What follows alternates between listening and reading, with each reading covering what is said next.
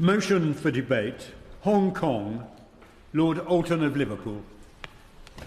The purpose of today's debate is to gain a better understanding of why up to 2 million people have felt compelled to participate in mass popular protests in Hong Kong, to consider how regressive changes in China have created a storm of anxiety, why the UK has a moral and a legal obligation to stand with its people, and how the international community, including the Commonwealth, can provide guarantees to Hong Kong that will give its people an insurance policy of security and solidarity. On over 20 occasions over the past year, I've highlighted the weakening of the guarantees contained in the 1984 Sino-British Joint Declaration, which is, of course, an international treaty, and the disturbing erosion of two systems, one country, along with highlighting the changes in China that have caused such apprehension in Hong Kong. The Joint Declaration, through the Basic Law, enshrines the fundamental principles of the rule of law, democracy, human rights and free speech. Not just a treaty, but for Hong Kong's people, a way of life now placed gravely at risk. What began as a rejection of Beijing's erosion of the territory's basic law and Carrie Lam's unjust extradition bill has become a broader fight about Hong Kong's autonomy and very future. It's hard to disagree with the proposition that Hong Kong is the new frontline in a clash of value systems. In the aftermath of the 1997 handover, Beijing did uphold one country, two systems. But in the last few years, both Hong Kong's freedom and trust have been undermined and eroded in an increasingly dramatic way. The final straw was Beijing's attempt to compromise the judicial system. The people of Hong Kong are well aware of how the Chinese courts administer justice. In 2018, according to the Wall Street Journal, in Jiangsu province, the courts acquitted just 43 people, while convicting 96,271. And they're the ones who actually are given a trial, unlike Lam Wing-Ki, a bookseller in Hong Kong for 20 years, abducted and incarcerated for 8 months, and whom I met in Taiwan last month.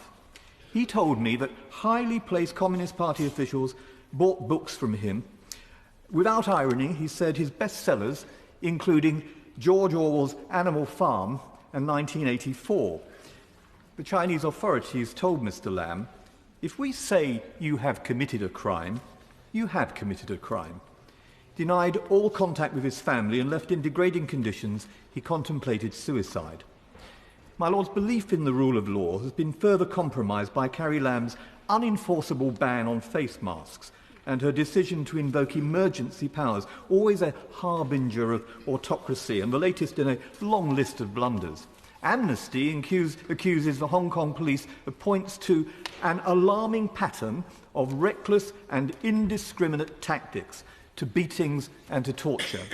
Dominic Raab has called the use of force as being disproportionate, with calls for an independent inquiry.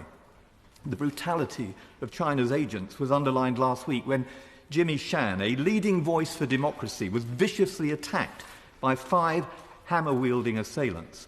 My Lords, you will never create a harmonious and law-abiding society by using agents provocateurs, tear gas, iron bars and live ammunition. Shooting teenagers is no solution. The rule of law is not ruled by law, it's simply inflammatory. If all this leads to diplomats issuing a formal warning to businesses in the region, there will be a flight of capital. Beijing would therefore be far wiser to seek dialogue, to seek compromise, rather than killing the goose and the golden egg, China's most profitable financial centre. Over these recent months, I've asked about expulsion of journalists, the banning of political parties, and have worked with Hong Kong Watch, of which I'm a patron, and I particularly thank Luke de Pulford and Ben Rogers for their work and for bringing to Westminster the Umbrella Movement's founders, Nathan Law and Joshua Wong, both of whom are totally committed to peaceful, non-violent protest, but were jailed, with Nathan disqualified from the legislature. During this debate, we must discuss what the future holds for young people like them and for the city's courageous people. 173 members of both houses have pressed the Foreign Secretary to lead an international initiative to guarantee second citizenship.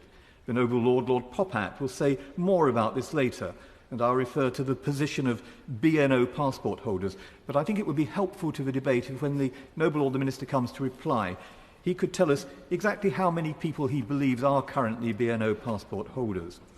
But we'll also hear today from many Noble Lords with a great love of Hong Kong and its people, not least the Noble Lord Patten of Barnes, and my noble friend Lord Wilson of Tilliorn, and from many others with incredible knowledge about Hong Kong and about China. My own Hong Kong connections began as a student volunteer, teaching English to families who'd settled in Liverpool, home to one of Britain's oldest Chinese communities. They had escaped from the Cultural Revolution. One of their descendants is my goddaughter. But Liverpool was also the birthplace of William Gladstone, a vociferous opponent of the appalling opium trade, which he said was at variance with justice. The Opium Wars led in 1842 to the Treaty of Nanking, to the opening of the 5 treaty ports to foreign merchants, and the ceding, of course, of Hong Kong, the Hong Kong island, to the British Empire. It was in 1980, as a young Liverpool MP, I first visited Hong Kong, and I subsequently went to Shanghai. There I secretly met persecuted Christians whose bishop, Cardinal Ignatius Kung, had languished for 30 years in Chinese jails. And in 1979 then, it was against this backdrop that Margaret Thatcher had to negotiate with Deng Xiaoping the restitution of Hong Kong. In 1982, Deng told her, I quote, "I could walk in and take the whole lot this afternoon." In a characteristic retort, the Prime Minister replied, "There's nothing I could do to stop you, but the eyes of the world would now know what China is like." And that is equally true today, my lords. The eyes of the world must stay trained on Hong Kong. Last week, the free world did just that when the United States House of Representatives passed bipartisan 4 pieces of legislation, 3 of which were related to Hong Kong. But our eyes, my lords, have seen other things too. 30 years ago in Tiananmen Square, we saw the Red Army massacre 10,000 pro-democracy demonstrators, many of them young. We've also seen how Xi Jinping has been turning the clock back on Deng Xiaoping's welcome attempts at reform.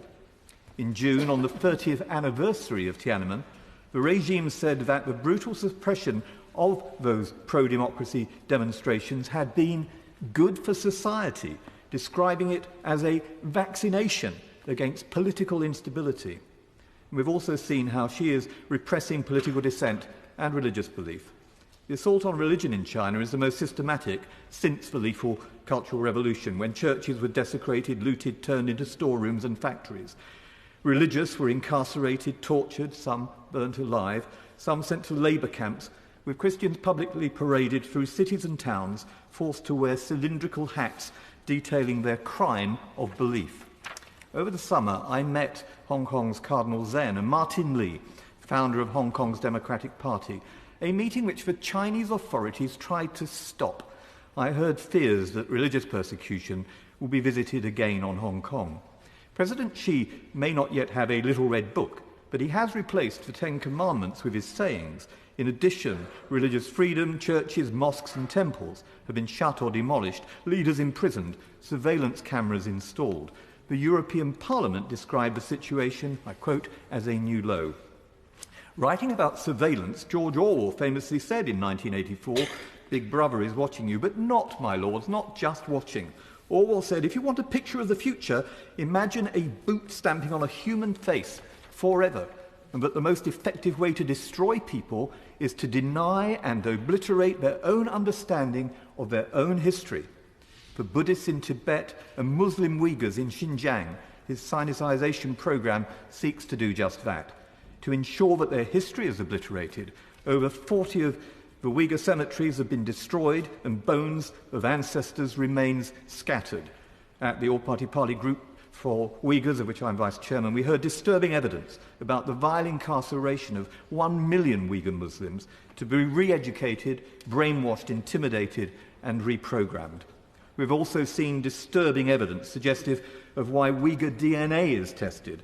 Falun Gong practitioners told a parliamentary hearing how bodies have been turned into a source of forced human organ harvesting. An independent tribunal, chaired by Sir Geoffrey Nice QC, concluded that there is incontrovertible evidence that this has happened. We'll hear more about this from my noble friends, Lady Finlay and Baroness Gray-Thompson. The Minister has the names of Chinese officials involved in this and in other forms of persecution. Perhaps he'll tell the House whether Nazi powers will be used to pursue those culpable. Ministers and their officials need to be alive to China's use of censorship, economic pressure, and fear and favour to try and silence criticism and to close the world's eyes to what's happening in Hong Kong. Perry Link, a Princeton academic, describes China's heavy-handed attempts to close and censor debates as, I quote, the anaconda in the chandelier. But the anaconda isn't just in the chandelier, it is the chandelier, my lords. President Xi's great firewall and dystopian cyber sovereignty is entrenched by laws which can result in job loss, years-long prison sentences or exile. This isn't the free air of Hong Kong with unimpeded access to the internet, and Hong Kong has been watching all of this with alarm. In 2008, the Nobel Peace Prize laureate, the late Liu Xiaobo, along with hundreds of others, published their pro-democracy and human rights manifesto, Charter 08. He received a sentence of 11 years imprisonment. He wrote that his crime was to oppose systems of government that are dictatorships or monopolies. Opposition, he said, is not equivalent to subversion. He looked to the day when different values, ideas, beliefs and political views can both compete with each other and peacefully coexist. That same thought was captured in the 1984 Joint Declaration, which said Hong Kong's lifestyle shall remain unchanged for 50 years. This included freedom of the person, the press of assembly, of association, of demonstration, and of belief. But we've watched with dismay as promises have been broken, legislators disqualified, mass arrests have taken place, employees dismissed, and live ammunition replace any attempt to cultivate dialogue or to find solutions. And we've seen China tell the UK, the only other signatory to a legally binding joint declaration, that we have no right to express a view. We have seen China say that the 1984 treaty is null and void, quotes, a historical document with no practical significance, no binding effect on the Chinese central government management of Hong Kong. So what must we do? The United Kingdom has a unique moral, historic duty to bring together the international community in defence of the rule of law, democracy, free speech and human rights of two systems, one country. We should form an international contact group of like-minded nations to coordinate an international response. And at next year's Commonwealth Heads of Government Conference in Kigali, countries should be urged to give all Hong Kong citizens an insurance policy of second citizenship and a place of abode to be available if China continues to resile on the joint declaration. I chaired a hearing about British national overseas BNO passport holders, including former police officers and the 250 military who served the Crown.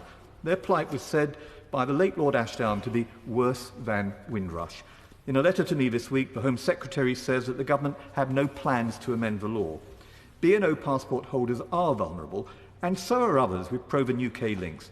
Perhaps the Minister will confirm that there's no legal impediment to us giving full British citizenship to those at risk and say whether we'll help to forge a comprehensive international solution for the people of Hong Kong. Nobody wants anyone to have to leave Hong Kong. People are more likely to stay if they know that there will be ways to leave if the need should arise. And my lords, we should also join the United States in introducing legislation to strengthen the monitoring of the Sino-British Joint Declaration, the Magnitsky sanctions and the enactment of the Hong Kong Human Rights and Democracy Act to hold perpetrators to account when it's been breached. And we should ensure that after Brexit, no free trade agreement is made with Hong Kong or China without a robust clause tied to the freedoms guaranteed in the Sino-British Joint Declaration. Trade law is critical and more enforceable than other forms of international law. To conclude, my lords, the answers to Beijing's fears about separatism and its desire for unity and a stable future are to be found in the free air of Hong Kong, not in the Uyghur re-education camps of Xinjiang, or in a repeat of the massacre at Tiananmen, or through surveillance cameras or repression. As Margaret Thatcher rightly said, the eyes of the world are on Hong Kong. we must stand in solidarity with them. In our day, we must neither avert our eyes or silence our voices. I beg to move. The question is that this motion be agreed to. My Lords, I do congratulate the noble Lord Alton for giving the House the opportunity to discuss the problems currently that are taking place in Hong Kong. His motion is very commendable and worthy, and certainly the support of this House. Yes, we should encourage support for countries that have a better democratic and human rights policies and accept them to their shores, and those people from Hong Kong at this time. But where the conflict, my Lords, in this case Hong Kong, is the main responsibility surely of this country, and it is this country that should be in the forefront of doing what Lord Alton has ably given us to this House to discuss. Whereas there are those, of course, who would say in these circumstances they would urge people, other countries outside of Hong Kong, from getting involved in a domestic dispute. But, my Lords, the conflict does affect many other countries.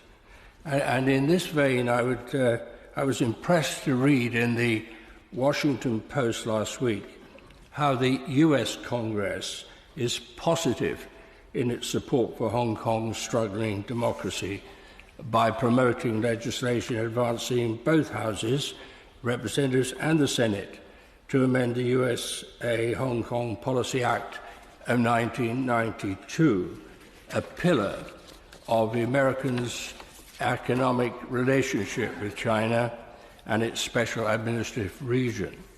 Until now, the USA has treated Hong Kong differently from the People's Republic of China for trade purposes, but this is very much under review currently. Under the Human Rights and Democracy Act of 2019, the US Secretary of State will be required to certify whether Hong Kong remains sufficiently autonomous from Beijing to justify treatment under US law, including the degree that Hong Kong's autonomy has been eroded due to the actions of the government of China today. The bill waived under the terms of the Ministerial Act require the President of the United States to freeze the US-based aspects of and deny entry to the US by any individual formally responsible for abducting human rights activities in Hong Kong. Surely this lead is very helpful and commendable and puts our own government to some kind of shame, as with our responsibilities that were there before the handover when we had the governorship of that Hong Kong. So therefore we, I think, should be in the forefront as a government against these barbaric measures taking place in Hong Kong today. By way of conclusion, because of the time factor, I'd like to draw attention to an issue I raised last week in a debate whereby students from mainland China in British universities are bullying and harassing fellow students from Hong Kong who are supporting those who are demonstrating in support of the Sino-British Declaration's initial aims. I did not get a response from the Minister then, perhaps I will today, when he wound up. Students at our universities should be given proper guidance of freedom of speech as part of their pre-entry to the universities in this country.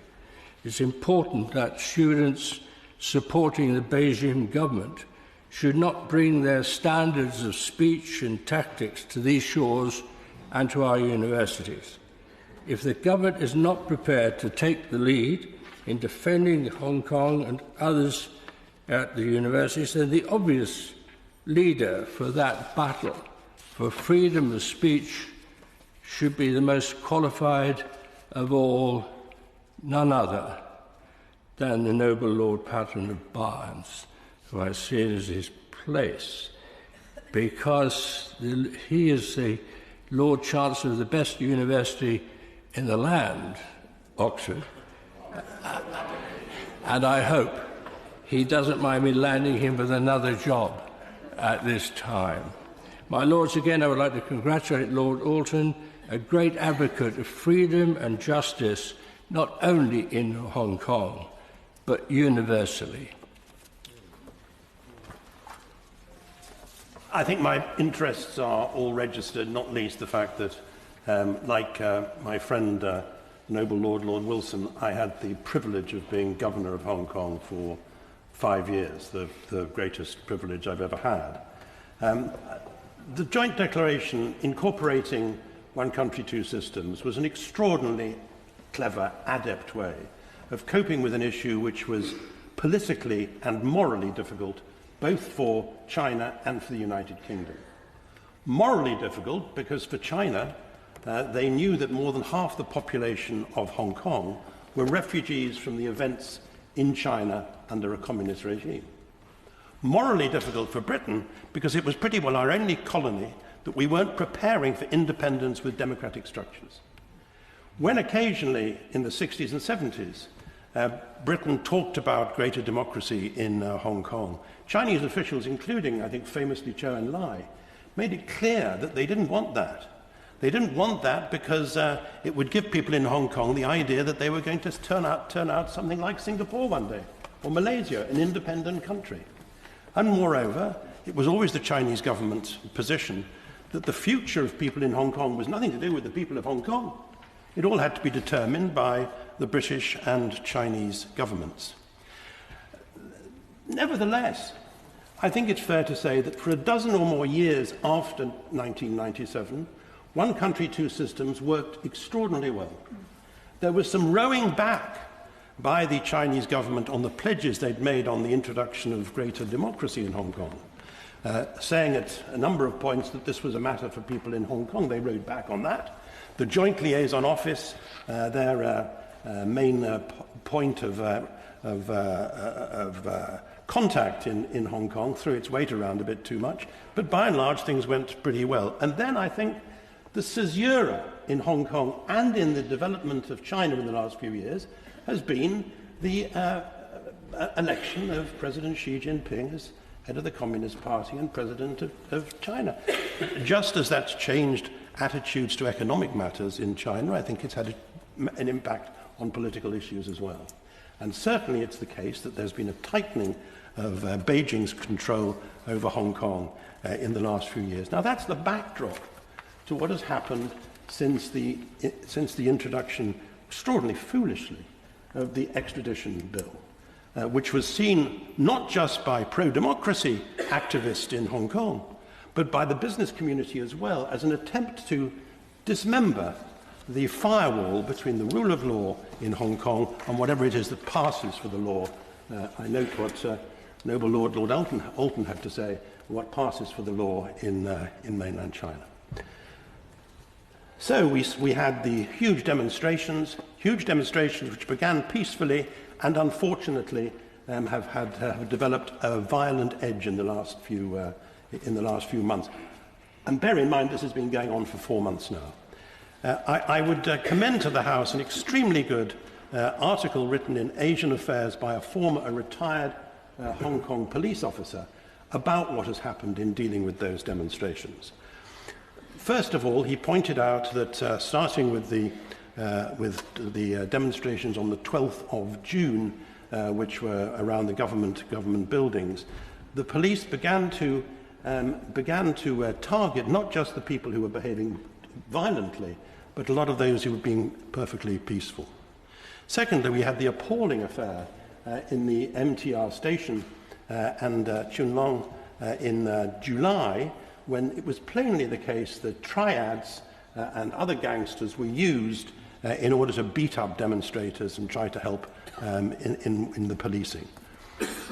all those issues and the broader economic and social issues justify establishing a commission of inquiry, and that's been pressed for some months, including by the former Chief Justice Andrew Leigh and by others, and I do think it's the most sensible way forward. I implore the government to do that in Hong Kong. I implore those who are demonstrating to recognise that they play into the hands of the Communist Party when they're violent. But you have to understand that when you say to them, you'll lose the moral high ground if you behave violently, they say, if we're on the moral high ground, who's going to be there with us? Who's going to be talking to us? Because nobody does address them. Nobody does try to form some sort of consensus with them. So and they're also, of course, extremely critical of the way that the demonstrations have been policed, which hasn't been the greatest example of what used to be, I think, and I hope still will be, the behaviour of a great Asian police force. I just want to say three things finally. First of all, I implore not just the demonstrators to give up any violence. I implore Beijing to give the government in Hong Kong, whether it's Carrie Lam or anybody else, the elbow room to actually make some accommodations with the demonstrators. Secondly, I implore the Chinese government to behave more sensibly in general. Most of us have received a rather impertinent letter this morning from the Foreign Ministry, which is a very good example of how the Chinese think that international laws, international treaties which they sign, have to be followed by everybody else but don't have to be followed by them. Lastly, I refer to the Foreign Minister saying all this has been whipped up by the CIA and foreign forces. It's always a weakness of authoritarian regimes that they don't understand what's actually happening below. And that always causes difficulty. One final point. I'm sorry to have gone on slightly longer than I should have done. One final point.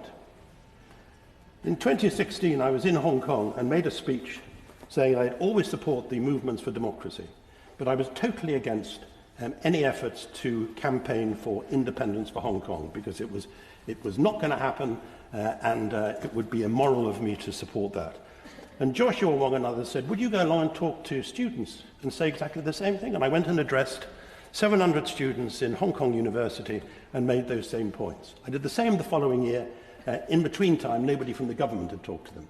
And at the end of that first session, the student said to me, well, it's all very well, Mr. Patton, Governor Patton, you coming along and making those sort of remarks.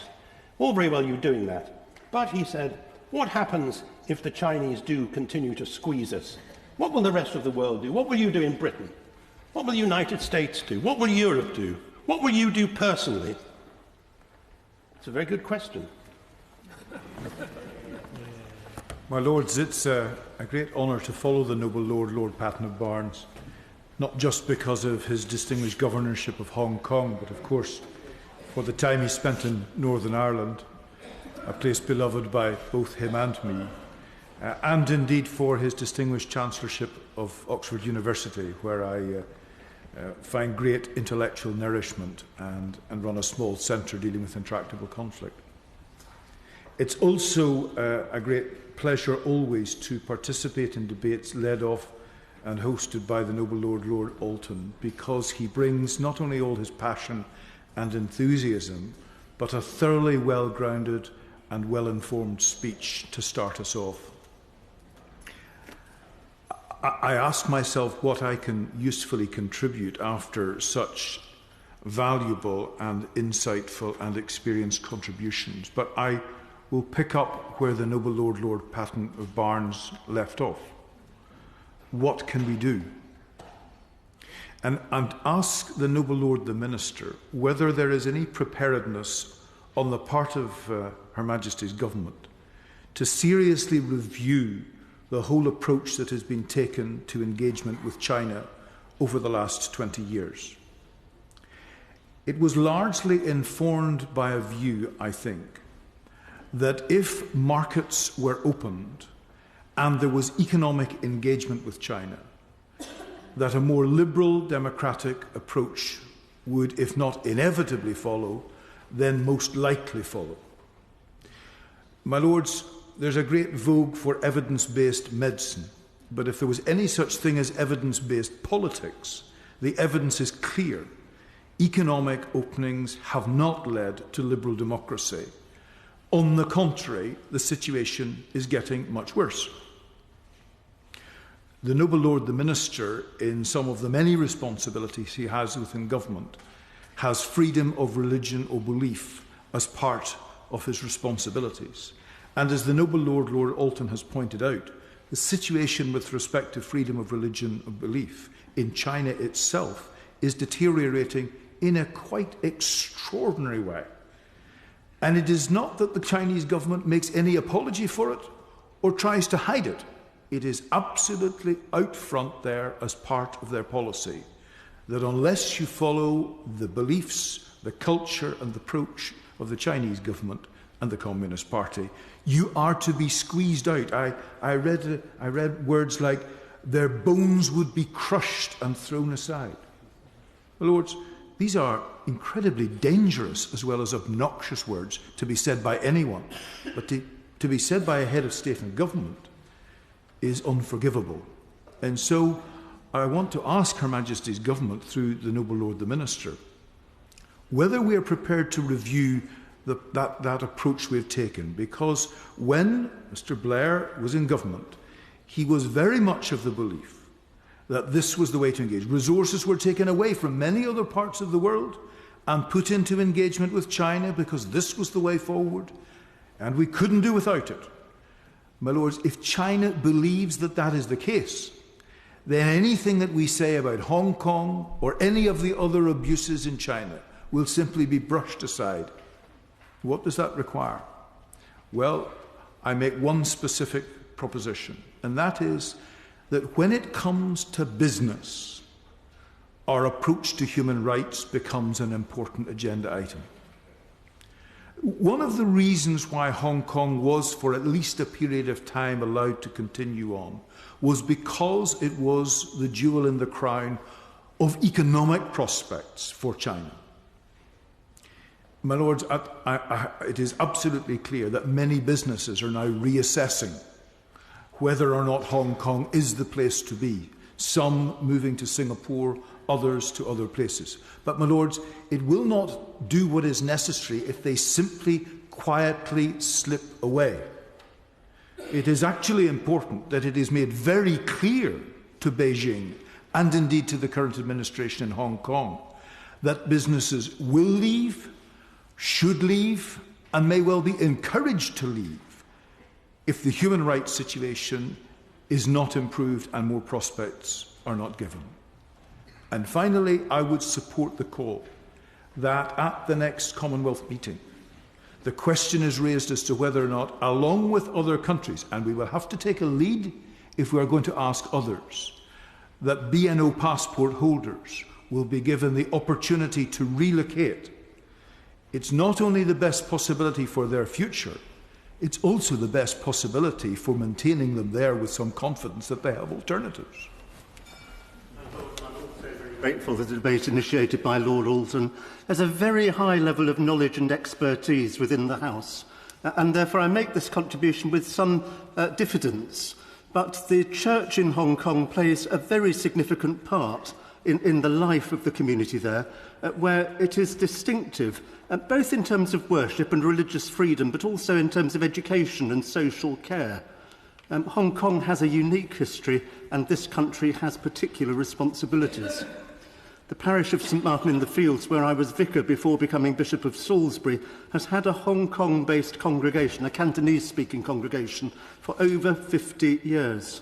At the handover, there was some anxiety and much hope for a Hong Kong which developed as a special administrative region, was able to look both ways, inside China and out from China, uniquely connecting China to the wider world. We want to stand with the people of Hong Kong. The question is, with which people and how? It's a place with, to some extent, competing different views of the world. For mainland Chinese, the pride of the nation's development is measured in education, employment, economic prosperity, healthcare. In Hong Kong, there's a deep commitment to democracy, the rule of law, human rights, religious freedom. And the way in which the protests have been challenged and policed has been exacerbated by the use of artificial intelligence in the visual recognition of protesters, the ban of face masks, and so on. The different views of the world aren't necessarily opposites, but they are very different emphases. And maybe the role of those of us outside is to exert pressure to push together the best of what it is to be human and people together. The current disruption does have its roots in the extradition bill, as well as in housing, income inequality, and the lack of social mobility. But it is much more to do with identity. At the handover, it was assumed by some, for better and for worse, that in time Hong Kong would lose its distinctiveness. For others, Hong Kong brought something distinctive to Chinese polity, religion, social and economic life. Now, those aged under 35 in Hong Kong see themselves as Hong Kongers first and Chinese second. In other words, Hong Kong's identity has been hardened and has grown more significant, not less. Now, of course, the Anglican Church in Hong Kong condemns violence, but supports lawful and peaceful protests. It's less than helpful from the perspective of Hong Kong leaders for foreign politicians to tell Hong Kong and Chinese people what to do and how to behave. The task for us is to work out how to exert pressure from outside so that we do stand alongside those to whom we have not just a historic but a present commitment to encourage the keeping of treaties and international law and finding peaceful resolution to the present conflicts. My Lords, it's a great privilege to be able to participate in this debate. For decades, visiting vibrant, colourful, lively, bustling Hong Kong, we've seen rapid change melded with Chinese culture, keeping traditions alive, including music on ancient rare instruments. When Bradbury Hospice opened in 1992, supported by Lady Patten and the Jockey Club, several fine, compassionate doctors sought palliative medicine specialist education through Cardiff and established world-class services founded on deep humanity and high clinical standards, sensitive to Cantonese culture.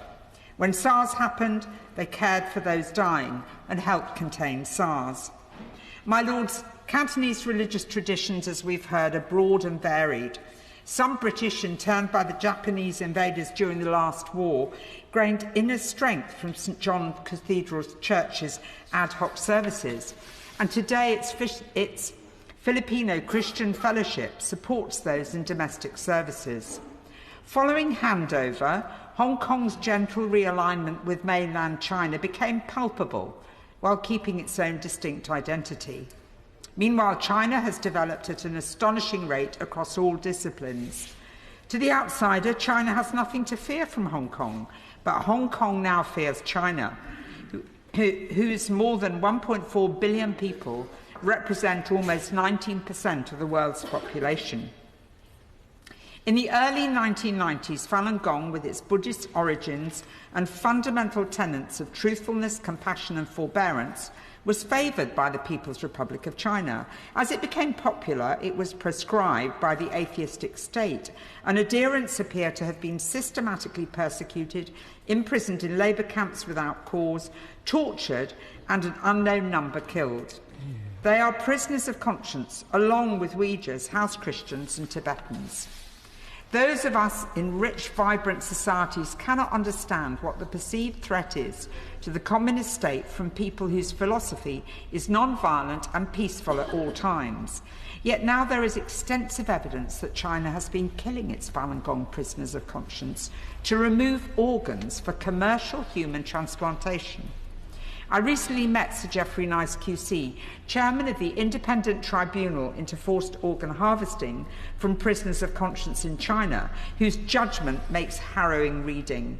That evidence-based judgment, delivered in June this year, followed the earlier interim judgment that, and I quote, "The tribunal's members are certain, unanimously and sure beyond reasonable doubt, that in China, forced organ harvesting from prisoners of conscience has been practiced for a substantial period of time, involving a very substantial number of victims." Is it possible that some doctors could perpetrate such crimes against humanity, even at times taking organs before the person was clinically dead? Shamefully, it seems so. The tribunal's findings cannot be buried along with the bodies of their victims. So will the government support Lord Hunt of King's Heath Bill to cut off demand from any UK residents who want to participate in this transplant tourism? And how do we come to terms with this huge country with whom we work well and trade on a daily basis? We welcome Chinese students to our universities and work with China on many major projects.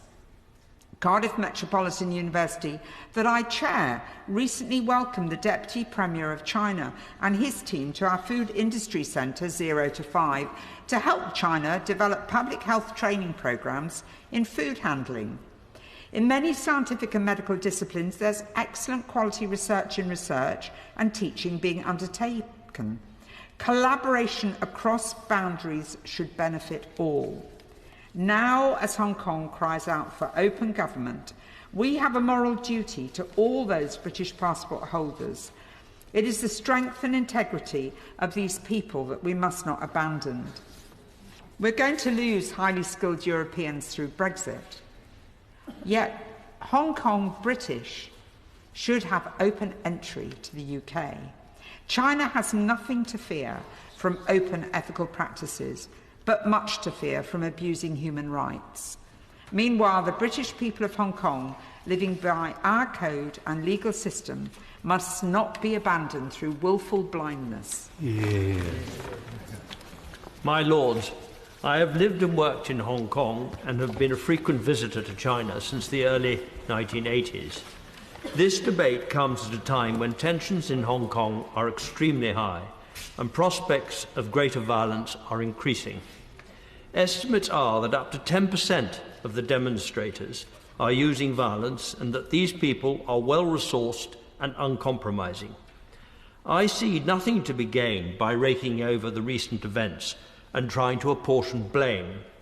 For every rumour of involvement of PRC undercover agents, there is a counter-rumour of CIA interference. This gets us nowhere. The overwhelming priority is to end the violent protests of the extremists who are damaging the very cause that they uphold, as well as at the same time moving quickly to the much-needed and unforgivably delayed reforms in Hong Kong. I am a supporter of the joint declaration and the approach of one country, two systems. This was a substantial victory for common sense and was to the advantage of all sides. Unfortunately, rather than seeing this as a holistic concept, some people have concentrated on one rather than the other, which has led to many of the problems we see today. There is an old Chinese saying which describes this perfectly. Two people sleeping in the same bed, dreaming different dreams. However, on balance, China has adhered to the agreement because it's in the interests of China so to do. Hong Kong remains the preeminent financial centre in China and Asia. It is also of paramount importance to Chinese relations with Taiwan going forward. Unless there is a complete breakdown of law and order in Hong Kong, I do not see the likelihood of a Chinese invasion. I also do not believe that if the authorities introduce the necessary reforms, that the structure will change even after 2047. If it works, it's good for China and Hong Kong. The problems in Hong Kong are principally homegrown, in that it has had various ineffective governments since 1997, which have failed to introduce such much-needed reforms in a variety of sectors, both social and structural. Whilst the population of China has become increasingly affluent, the population of Hong Kong, with the exception of the rich, has become poorer and consequently more disaffected. Some of this is due to the dollar peg, which has caused massive asset inflation, which benefits the haves rather than the have-nots.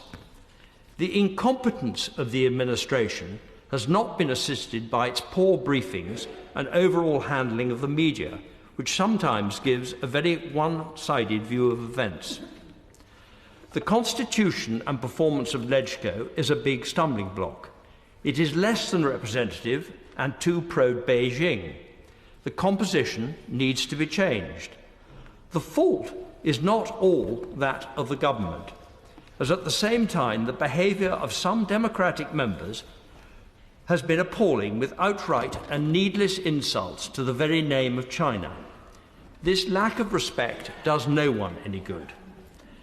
There is much that needs attention, and we in Britain should be clearly pointing this out to the Hong Kong government. And these matters are arguably more important than looking at passport issues, which hopefully will never be required. If the one country, two systems framework is made to work, it is the overwhelming advantage of both Hong Kong and China.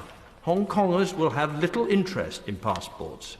That's why all our efforts should currently be directed to this objective alone. First and foremost, the government must restore law and order by giving its wholesale backing, including resources and training, to the police. The police are the first and only line of civic defence in Hong Kong, unlike other countries. They are fellow Hong Kong citizens speaking Cantonese and with houses and children and children at the same schools in the community. They are not the PLA, who have none of these features or local relationships. It does not matter where in the civilised world you are. If you stab a policeman carrying out his duty, you are likely to get hurt, as well as arrested, even if you are a 12-year-old. In the current circumstances, now that the government has enacted the emergency law, it needs to enforce it. The implementation of the face mask ban was a farce. The police are already stretched, and unless they get full support, disintegration of that force could well begin.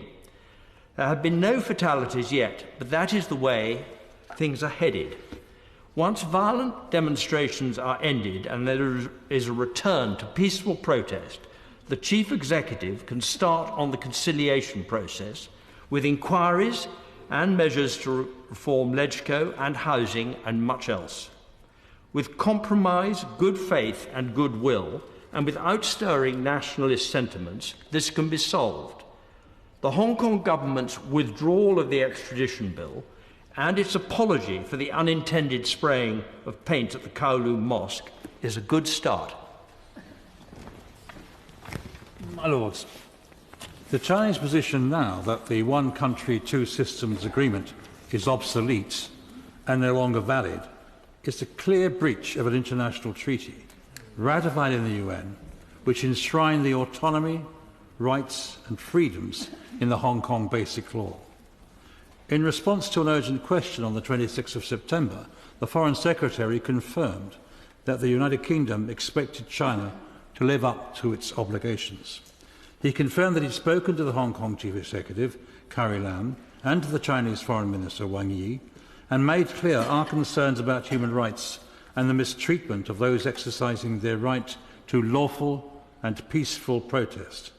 My Lords, their concerns should be addressed, not crushed by force. That's a fine and noble sentiment from the Foreign Secretary, but there's scant evidence, more than a month on, of a positive Chinese reaction. However, until, of course, this morning, when it was announced that the extradition bill had been withdrawn, according to the Times. But it's only one of 5 key demands of the protesters. The Foreign Secretary also said that our international partners have placed on record their strong support and that the Prime Minister had raised Hong Kong at a recent G7 meeting, where all partners supported the joint declaration and called for an end to violence. The Foreign Secretary stressed to the Chinese government that it was Hong Kong's high degree of autonomy that guaranteed its future prosperity and success. Again, no positive response from the Chinese, apart from saying, and I think the Lord Elton has touched on this as well, apart from saying the Sino-British Joint Declaration was a historical document, no longer had any practical significance, and did not have any binding effect on the Chinese central government's management of Hong Kong. The British, it said, have no sovereignty after the handover, nor power to rule, or power to supervise. That's a pretty clear statement, but it's wildly divergent from the fact that the treaty is registered with the UN, remains in force, and obliges both signatories to adhere to the terms they agreed. In the meantime, my Lords, over the last several weeks, members have received a steady flow of emails from the Hong Kongers, some setting out their analysis of the situation with great fluency. I'll not give names for fear of retribution, but outstanding arguments includes, and I quote, "Unlike other British overseas territories, the British Hong Kong residents were denied a vote on their future. The land and the people were handed over to the Chinese without asking their consent." Another quote, "Hong Kong Britons born in British Hong Kong before the handover were British by birth. After the handover, those of Chinese descent had Chinese nationality brutally imposed by Beijing. It's now impossible for them to register as British citizens due to the imposition of Chinese nationality." And final quote, my Lords, "Beijing is not concerned about the justifiable rights of the Hong Kong people, but only on how to silence opposition views." These are just a sample of some of the many emails that I and others have received appealing for help. My Lord, should the situation in Hong Kong be seen as part of the broader picture of Chinese foreign policy? Most people will be familiar with China's Belt and Road Initiative, a massive infrastructure and investment project, a new Silk Road to transport Chinese goods through the heart of Central Asia and on into Europe, defined a maritime route through and beyond the Indian Ocean, served by a string of naval bases, including in Sri Lanka and Djibouti, to protect their passage. My Lords, it smacks of imperialism on a global scale, not seen since the 18th and 19th centuries. Chinese foreign policy includes extending territorial claims to a network of disputed islands, reefs and atolls throughout the South China Sea, stretching into the Pacific, and closing on Australia. Harbour and airport facilities with military capabilities and defence infrastructure have mushroomed on islands that make up the Paracels and the Spratlys. China has just secured a 75-year renewable lease on the whole of the island of Tulagi in the heart of the Solomon Islands, complete with fully functional naval and air bases initially provided by the Allied forces in World War II. Last month, China persuaded the Solomon Islands to join Kiribati in switching diplomatic ties from Taipei to Beijing. There are worries, my Lords, particularly in the US and Australia, that these developments provide a foothold for establishing a military presence in their backyard. The annual Bersuma Lima military exercise is currently in full swing, with the intention of 5 nations combining to provide defence across Asia from a potential Chinese conventional threat. The front line, my Lords. The Allies' combined power compared to China's is extraordinary. The details don't bear reading about. But given that military engagement would seem an invidious course of action, we must, my Lords, and this is my final point, we must examine combined economic and other actions to persuade China to address the plight of the Hong Kongers. In the Hong Kongers' words, my Lords, Hong Kong is not Hong Kong anymore. No freedom, no justice, not safe. Please help to save the Hong Kongers' life. I look forward to the Minister's response. I thank my noble friend Lord Alton for tabling this debate today and his continued interest in this area. My Lords, I'm speaking in this debate partly because the significant number of emails that I've received on this issue, and that was before I put my name down to speak, but also partly I've visited many countries that have been ripped apart by genocide, war and civil unrest, and been fascinated by the evolving relationship between sport and politics as countries transitioned away from the Empire into the Commonwealth, and that led to my interest in Hong Kong. In real time, I watched the handover of Hong Kong in 1997, personally not a word I was very comfortable with when we were talking about people. But I was fascinated by the provisions of the Joint Declaration and how citizens would be protected in transition and beyond. Many of the lessons I've received, my lords, are from individuals asking for protection and support as a British national overseas citizen. They talk about feeling abandoned and that their only protection is to look to us to hold China to account. Many say they believe we have a historical and moral responsibility to do so. They talk of cases of universal suffrage not being upheld, activists banned from running elections, and of course the impact of religious intolerance. My lords, there are maybe not many positive things about Brexit, but one of them is, in this country we have the right to protest in relative safety. And in Hong Kong, we've seen the fear played out on the streets. As I researched this subject, I became aware of the work of Sir Geoffrey Nice, QC, distinguished prosecutor and a respected expert in crimes of mass atrocity and forced organ harvesting. On one hand, one could say that China has been at the forefront of medical developments, but we have to consider at what cost. In 2004 in China, there were 13,000 organ transplants. And where are these organs coming from? Well, it's been publicly known for many years and reported in China Daily in August 2009 that approximately 65% of transplanted organs still come from death row prisoners. Which brings me back to the work of Sir Geoffrey Nice. In his final judgment of the China Tribunal, he said forced organ harvesting has been committed for years through China on a significant scale, and that Falun Gong practitioners have been one and probably the main source of organ supply. The concerted persecution and medical testing of Uyghurs is more recent, and maybe the evidence of forced organ harvesting of this group may emerge in due course. And secondly, that forced organ harvesting continues till this day. We can perhaps understand, my lords, why Chinese transplant professionals and their government chose not to participate in the tribunal. Liu Kang, a spokesperson for the Chinese Foreign Ministry, said on the 30th of June, Hong Kong is a special administrative region of China, and Hong Kong's affairs is China's internal affairs. Now that Hong Kong has returned to its motherland for 20 years, the Sino-British Joint Declaration, as a historical document, no longer has any practical significance and does not have any binding effect on the Chinese central government's management of Hong Kong. My lords, this doesn't fill me with much positive hope. I'd like to ask Her Majesty's Government, is this really acceptable? Where is our moral responsibility? My lords, I've got a number of friends who've received organ transplants. I've seen them wait. I've seen the pain they and their friends go through. I've seen friends who've passed away. Organ transplantation saves lives. But there is no place for organ tourism nor for enforced organ harvesting. And this is just one of many fears we must address for the citizens of Hong Kong. My lords, Hong Kong had everything going for it, including a fabulous future as part of the Hong Kong, Shenzhen, Macau Bay Area, which was destined to be and still is destined to be one of the richest, most innovative and powerful regions in the entire planet. My lords, mention of the British National Overseas Passport issue sent me back to my filing cabinet, where a dusty file reminded me that 24 years ago I had the privilege of leading the House of Commons Foreign Affairs Committee to a 5-day inquiry in the old Legco on Hong Kong Island, where we conducted hearings on exactly the same issue, the question of whether the British National Overseas Passport should give right of abode to the United Kingdom or not.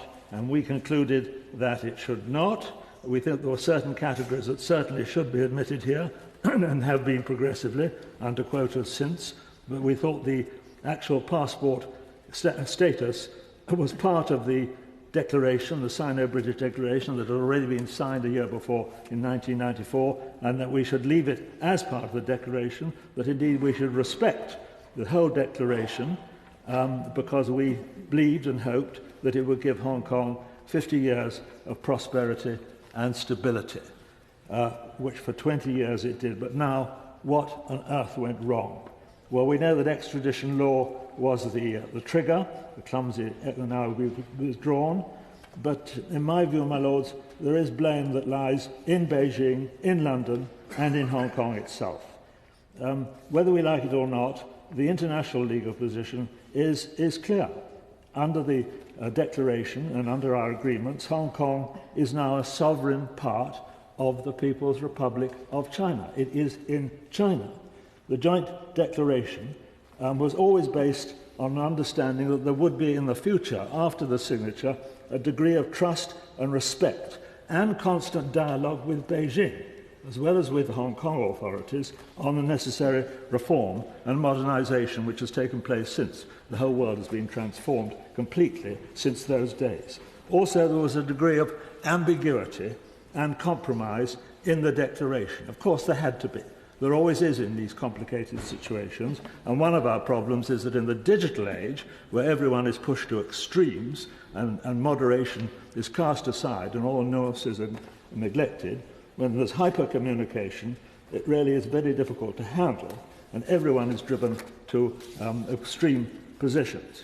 For instance, now we have really, for China to carry on simply asserting that the declaration is null and void and that Britain's got nothing to do with it and should stay out of the picture. And for us, on the other hand, to keep on bravely asserting, which is legally true, that it's a binding agreement. It's just these counter-assertions get us nowhere. They are exactly the sort of megaphone diplomacy that the noble Lord Carrington's father used to warn us against a long time, many decades ago. There has to be a dialogue of respect and trust, and there has to be understanding, and the necessity now, the positive necessity, is for that to be recreated. We said, I think it was Prime Minister John Major said to the people of Hong Kong, we will never forget you. But in fact, we did forget. We forgot the essential dialogue element that was needed to keep the situation under proper control. It is now utterly in China's interests to see that the Hong Kong situation is restored and pacified. It's utterly in the Hong Kong's interest to see that it reassumes its place in the fantastic, fabulous financial future as a hub of the whole world's planetary system of modern government and modern trade. What we need now, I think, merely perhaps the things that what we can do, we can urge that there should be a detailed inquiry into all the grievances. It may be that a new chief executive is required to give a new approach to the whole situation, but above all, we need full and continuing dialogue with the PRC, with people in Beijing who are not totally ignorant about what is happening, all the dangers for China or anybody else, about the declaration, about what was intended when we signed it, about how it needs to be constantly nurtured and reformed, and that is where we should put all our efforts. This is something we have not done, and now we should start doing it. My Lords, thank you to Lord Alton for this opportunity to speak. And I'm no great expert on Hong Kong, but I hope to make clear why I wanted to speak today. Previously, I was Chief Constable of Merseyside, which had the claim to the oldest Chinese community in Europe and the largest Chinese arch outside of China. And some great communities there, and a very large community in London, who are always very law-abiding, very integrated with the community and very supportive of each other, and links historically with the Royal Hong Kong Police, as were, and now the Hong Kong Police as are, and trips there. My Lords, clearly the situation on Hong Kong appears to be deteriorating rather than improving. There are large-scale protests on a daily basis and reports of serious violence and damage. My concerns are in relation to the behaviour of the Hong Kong Police in dealing with those demonstrations. In passing, I would just remind us, although they have been criticised in Hong Kong for legislation around making it illegal to wear a mask, it is illegal in this country to wear a mask should a person, in certain conditions, refuse to remove a mask on the request of a police officer. So it's not only in Hong Kong that we see this type of legislation.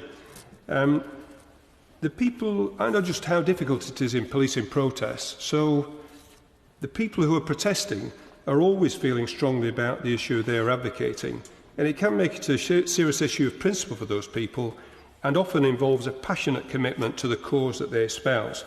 It's usually the case that the majority of a crowd do not wish to be involved in violence, but their presence can be a way for those who do intend to be violent to be hidden and to make it difficult for law enforcement agencies to deal with them. So therefore, my natural sympathies can lie with any police force faced by that type of operation. However, I'm afraid I've become increasingly concerned by the TV images of the police response in Hong Kong and the reports of respected bodies who observe serious police misconduct and have evidence of human rights abuse. Both Hong Kong Watch and Amnesty International have published worrying accounts of police excesses.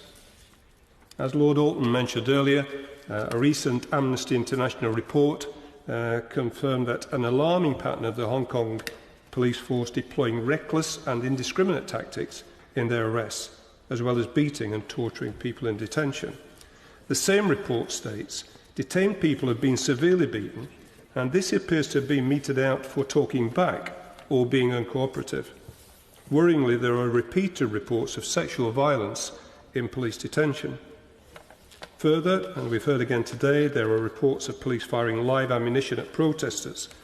Now, I accept that Hong Kong police are armed, and if they become isolated in a crowd, they may use a weapon for self-defence. But I'm afraid the use of a firearm in a political protest is always a very serious development, which increases the risk that the protesters will respond by arming themselves and using firearms in return.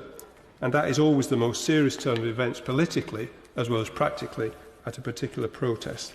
And finally, we've seen reports of a journalist being shot with a rubber bullet, despite being clearly identified as a member of the press. And so, my Lords, my questions for the Minister are, what steps are the government taking to make sure that the Hong Kong government do establish an independent judicial-led inquiry into these abuses? Have the government considered raising the recent breaches of the Human Rights Act included, or the Human Rights Acts, which are captured within the Sino-British Joint Declaration, with the UN Security Council? What steps have the government taken to investigate reports of sexual violence against young protesters in detention? And finally, will the government make formal diplomatic representation to raise concerns about all of these issues? My Lords, I'm most grateful to my noble friend Lord Alton for bringing this debate and for his ongoing commitment to raising the issues of China and Hong Kong.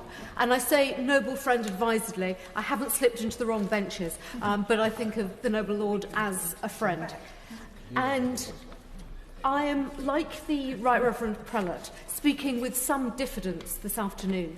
Hong Kong is not my area of expertise, and in your Lordship's house it's always a little bit dangerous to speak from a position of no expertise. And in particular, I'm aware that apart from former Governors-General, we also have young Hong Kongers watching us today. But the reason I agreed to speak was precisely because, like my noble friend Lord Chidgey, I started receiving emails. Some of them were emails that probably came to all members of your Lordship's house. One came from somebody I knew, no longer resident in Hong Kong, but somebody that said, I want you to make clear to Parliament what the real situation is like in Hong Kong. My sense is that noble lords contributing to this debate don't need any lessons in what the situation is like in Hong Kong. But I felt there were so many people writing that it was important as an ordinary member of the Lords to take a bit more time to find out what is happening in Hong Kong and at least to raise my voice in support of those people in Hong Kong who are trying to do what so many young people in the United Kingdom want. They want freedom, democracy and autonomy. And after all, what have we been doing for the last 3.5 years but trying to talk about freedom, democracy and autonomy, albeit in a slightly different format? So we have a situation with Hong Kong where it is a sui generis case. If what is happening in Hong Kong were happening in mainland China, the Chinese authorities would simply say, this is about our sovereign territory. Please go away. We don't interfere in your politics. Please don't interfere in ours. But the situation with the Sino-British Joint Declaration is different. So the question for the Minister, or one of my questions for the Minister is, to what extent does the government really feel that it can play a part? Because in answer to my noble friend Baroness Northover on the 7th of October, he said that the government is fully committed to upholding Hong Kong's high degree of autonomy and its rights and freedoms as enshrined in the One Country, Two Systems framework. My Lords, how does Her Majesty's government plan to do this? Because so far we haven't seen much evidence of it.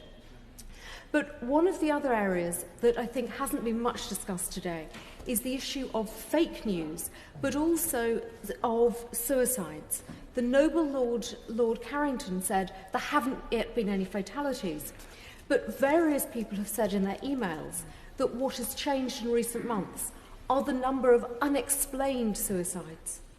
People who appear to have perhaps fallen from a building, but nobody saw them fall, nobody heard them fall. My Lords, is it possible for Her Majesty's government to ask what's happening about this and whether the rule of law is being upheld? Because there are very clearly questions about people dying in unexplained circumstances. My Lords, we are in a very difficult time. Several members of your Lordship's House have already mentioned the issue of residency for British nationals overseas. But there is a very clear disparity for Hong Kongers. There are some who have BNO status, there are some who have BOC status, and there are some who will be born after 1997 who don't have either of those statuses. They wouldn't have a right of abode even if Her Majesty's government decided to give BNO citizens the right to come and reside in the United Kingdom. So what is Her Majesty's government able to do to think about the rights of Hong Kong citizens? Clearly it's vital that Hong Kong again becomes a place where people want to remain and exercise their rights under the Sino-British Agreement. But if that isn't possible, what guarantees can be given to Hong Kong citizens, whatever their original nationality? Because if we have one country, two systems, there shouldn't be one Hong, 3 or 4 different citizenships. My Lords, although I can't claim the same extent of expertise in relation to Hong Kong and China as many who have spoken so far and from whom we are to hear do, I have had the pleasure of going to Hong Kong on several occasions, and I have friends who live and work there. I was also asked to add my signature to the letter initiated by Hong Kong Watch and sent to the Foreign Secretary recently, and I must say that I welcome the tone of his reply.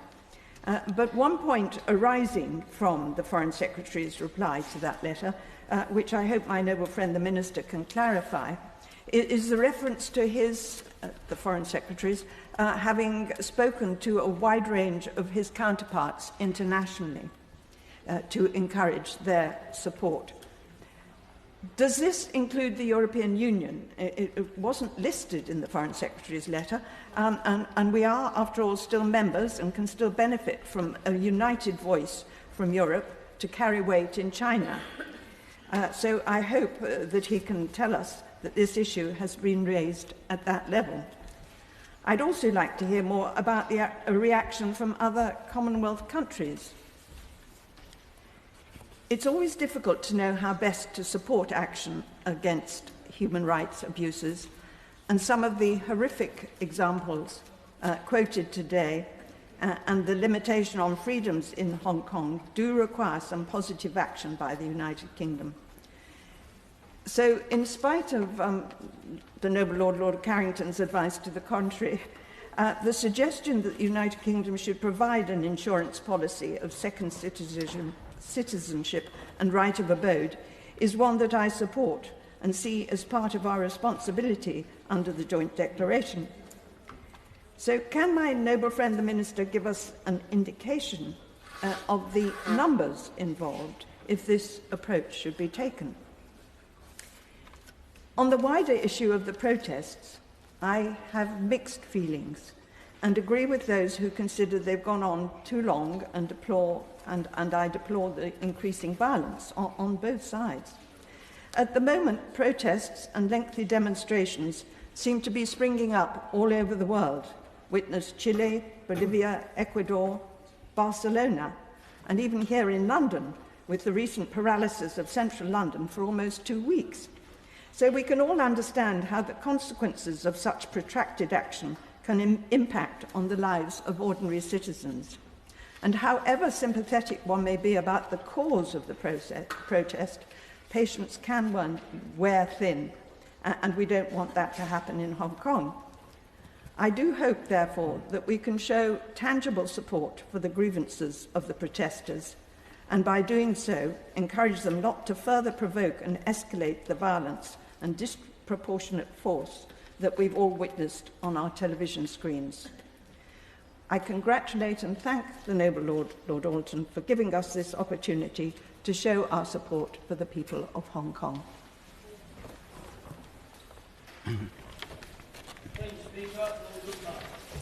My lords, I thank my friend, the noble Lord Alton, for securing this important debate and ensuring the voices of the supporters of democracy in Hong Kong are heard in this House. My lords, Hong Kong was my second home, as I had my office there from 1984 to 1995, and I always found it a very peaceful place. The recent scenes of unrest in Hong Kong have become increasingly disturbing as hostility towards the pro-democracy protesters grows. The ban by the Hong Kong administration on wearing face masks has been counterproductive and only served to increase protests. Many people in Hong Kong believe the umbrella revolution in 2014 did not work, and their frustration at the perceived violations to the one country, two systems agreement is growing. As I am sure your Lordship's House is aware, the protests began over an extradition treaty that would have allowed citizens of Hong Kong to be extradited to China, which caused alarm, a public outcry, and led to the huge conflicts between police and protesters, which has shocked the world. Whilst the bill to enact this legislation has been withdrawn, there are still many issues to be addressed. My lords, both sides, the UK and China, signed up to the Sino-British Joint Declaration Agreement to respect Hong Kong's traditions and way of life. Any actions contrary to the agreement should be swiftly addressed by the UK government. We must do more and fast to ensure democracy in Hong Kong is preserved and that the values of the people hold dear are not eroded beyond all repair. Having an elected administration and not one appointed by the Chinese government so that Hong Kong residents have faith in the running of Hong Kong is a first step. This should be something the UK government insists on happening to achieve real results. Whilst the calls to offer citizenship both here and in other Commonwealth countries to BNO passport holders may help in the short term, and I support any moves to do so, it does not resolve the issues faced by Hong Kong residents in the long term.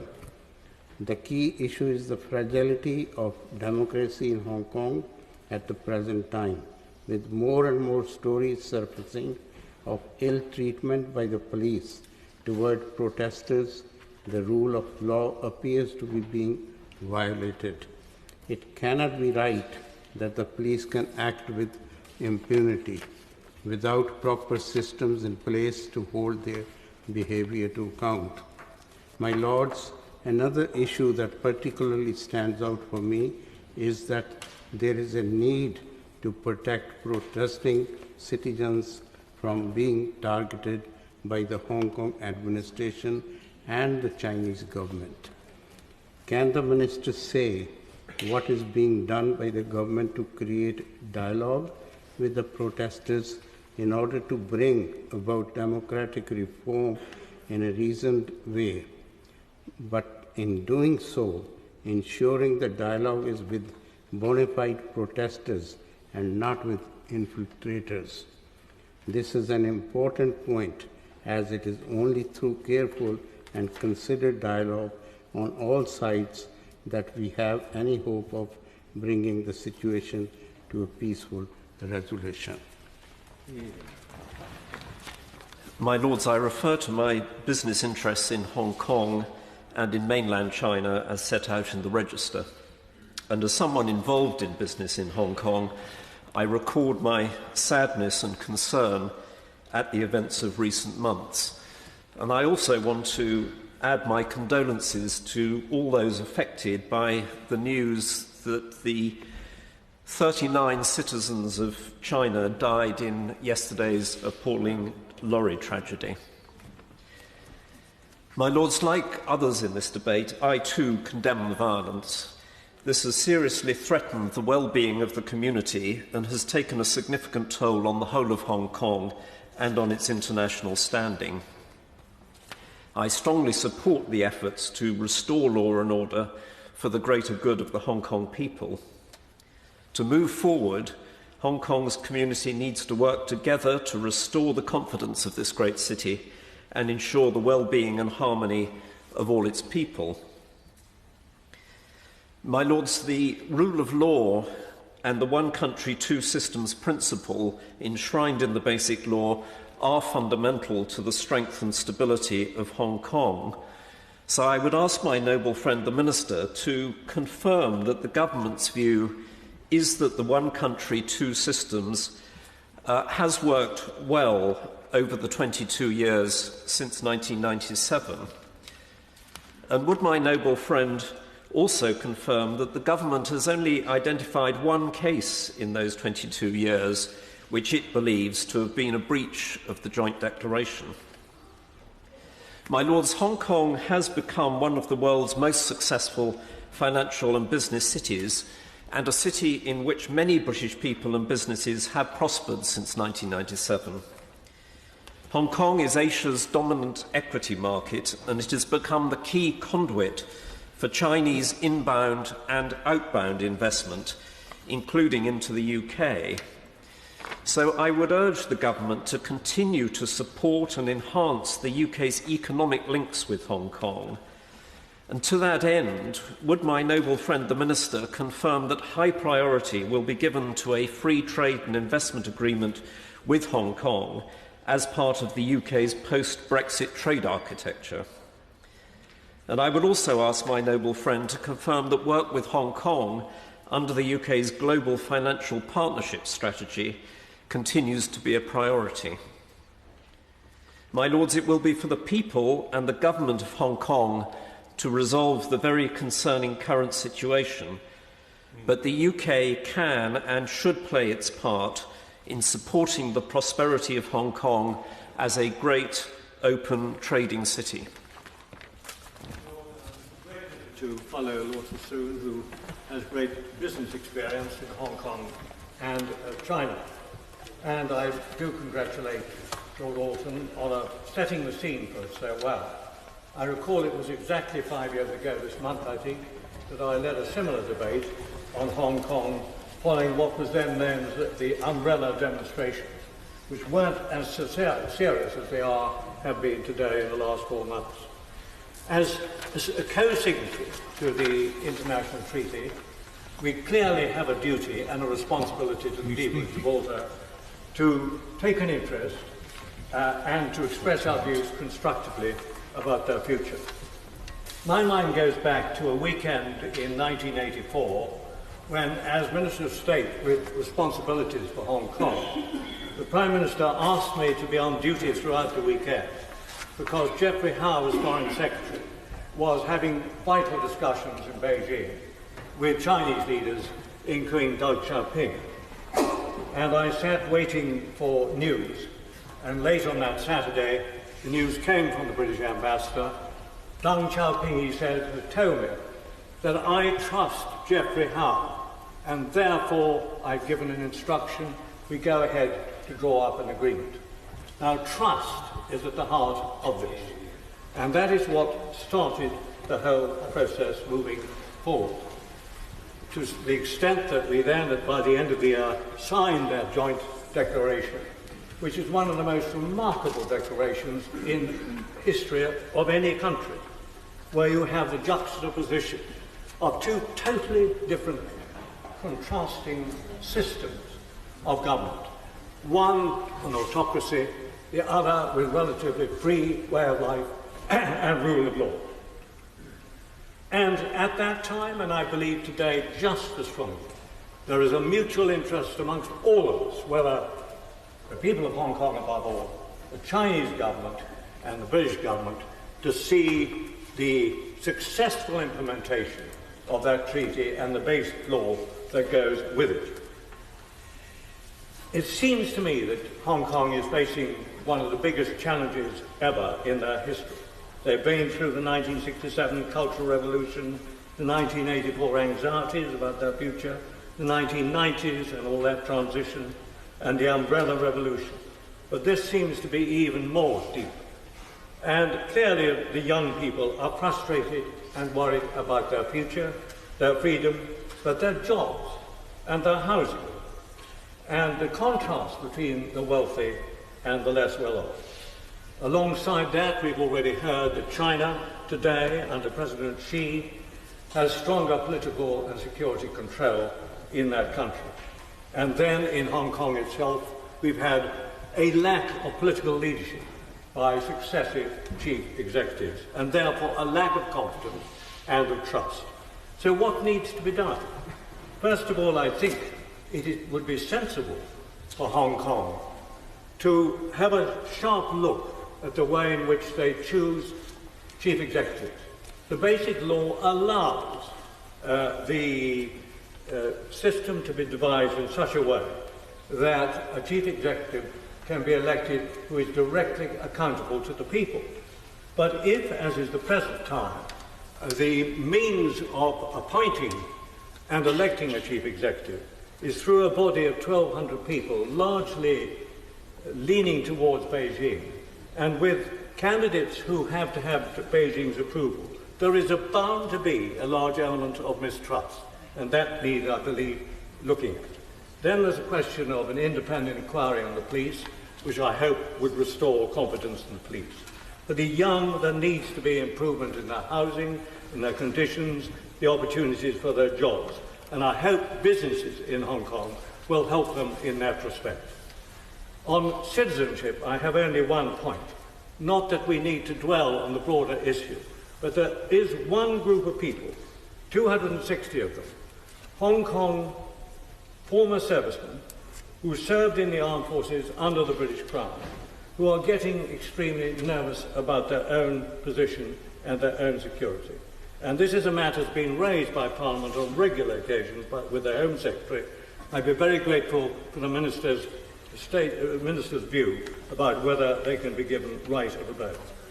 What, therefore, I believe is needed, and what we should encourage, because we can't dictate, all we can do is persuade, is sustained dialogue in Hong Kong, so that they can strengthen all that is embodied in the framework of the Joint Declaration and the Basic Law, with imaginative leadership, and with us encouraging the international community to support them.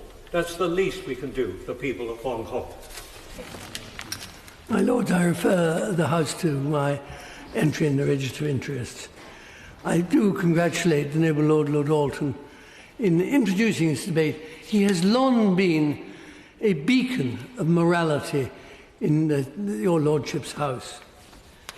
I first went to work in Hong Kong in 1961, and I've made numerous visits there over the last 58 years, most recently in May last year. In 1975, when I was a journalist, The Economist sent me to write a survey of Hong Kong, for which I had the most generous guidance from Sir Murray McElhose.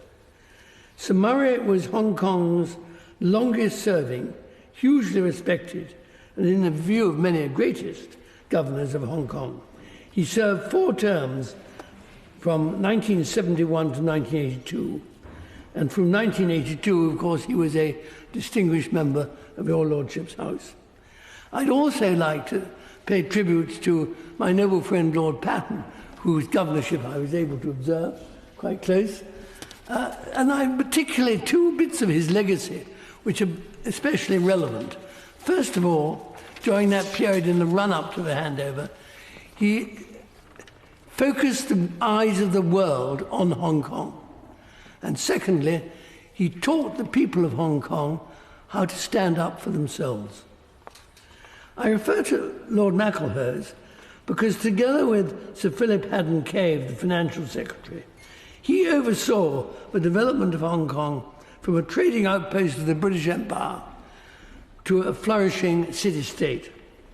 He did so by advocating the interests of Hong Kong in London, and that was during the height of a period of the British political struggle between socialism and capitalism. This aspect of the role of the British governor is, I believe, a clue to the cause of the tragic events over the last 5 months in Hong Kong. Under the very imaginative formula of one country, 2 systems, Hong Kong has for 20 years had a chief executive, and as my noble friend, as the noble Lord Luce explained, he's selected effectively after some sort of consultation with Hong Kong, but really by Beijing. Unfortunately, each of the chief executives has been perceived by Hong Kongers as representing the interests of Beijing in Hong Kong, rather than being an advocate for Hong Kong to a leadership of Beijing. Indeed, Carrie Lam seems to have tried to anticipate what will please Beijing. That seems to be how the disastrous extradition bill was conceived. The obvious sensitivities should have excluded such a provocative initiative, especially as we gather it was not actually initiated by Beijing. And when the storm first burst, it should have been withdrawn immediately, instead of which matters have been allowed to drag on and indeed deteriorate for some months. During this period, Beijing has actually been remarkably restrained, rightly so in their own interest. And I do have sympathy with the Hong Kong police, although they haven't behaved perfectly. The initial protests were wholly justified, but the escalation into violence was not. It has become counterproductive to the cause and concern of the protesters. Rather, I may say, in the way that the actions at Canning Town Tube Station last week have been for Extinction Rebellion. But let us face the fact that for another 28 years, we will have a system of one country, 2 systems. And the regime is not likely to mean full democracy for Hong Kong, and certainly not any form of independence. Beijing was fortunate to inherit the world's 3rd most important financial centre, and for China, that was indeed a treasure. While Shanghai is a world-class commercial centre, it is not under started orders as a global financial centre to replace Hong Kong. There are many reasons for this. Perhaps the most obvious is that in China, the judiciary is under control of the Communist Party and will remain so. The only challenge to Hong Kong's financial role comes from Singapore. My lords, Mrs. Lam should be allowed to retire. China's leadership, which means Xing, President Xing, should rise to the challenge of appointing a successor who can acquire and maintain the trust and respect of the people of Hong Kong without forfeiting the confidence of Beijing. My Lords, I commend the noble Lord Alton for giving this House the opportunity for this debate. And the depth of this debate is testimony to the continuing close ties between the UK and Hong Kong. I was warned by a veteran staffer in the office of Caroline Lucas to beware of becoming involved in too many issues of foreign affairs, because there are so many. The human needs are so pressing that they can quickly consume every hour of your day and more. So many tragedies around the world have a British link, for the disastrous history of British colonialism continues to play out in the current day, as well as the destructive and counterproductive policies of military adventurism in Iraq and Afghanistan. But the issue of Hong Kong is one to which I have a personal tie. As a young journalist, I oversaw the Bangkok Post's coverage of the Hong Kong handover, now more than 22 years ago. And the young people engaged in the struggle for democracy in Hong Kong have much in common with the climate strikers here in the UK.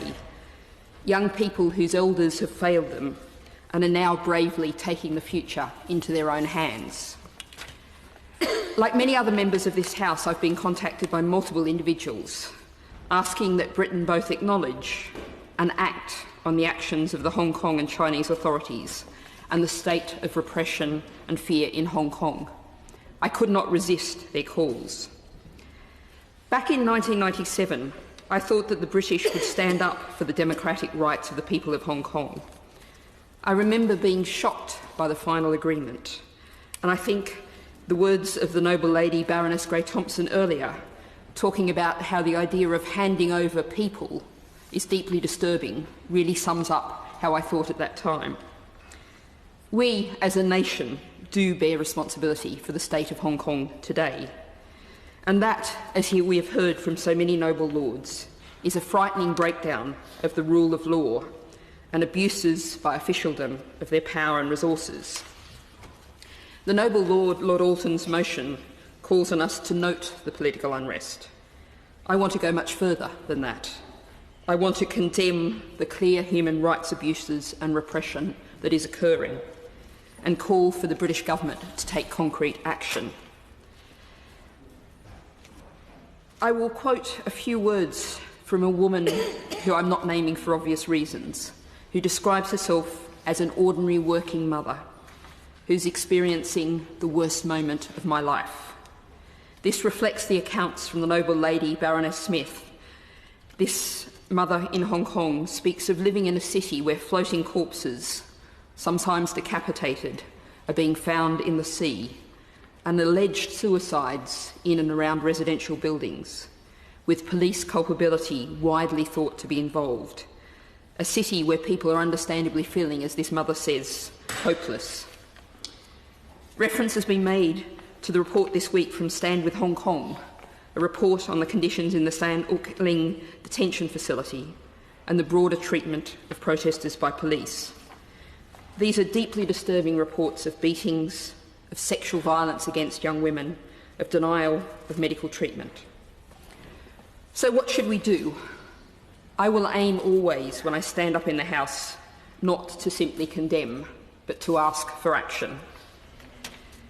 Surprisingly, we can actually look to the United States of America to see the kind of action that could be taken.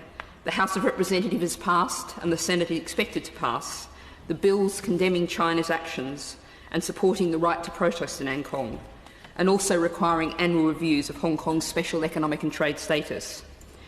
It's thought that the numbers exist to override any potential veto by Donald Trump of those bills.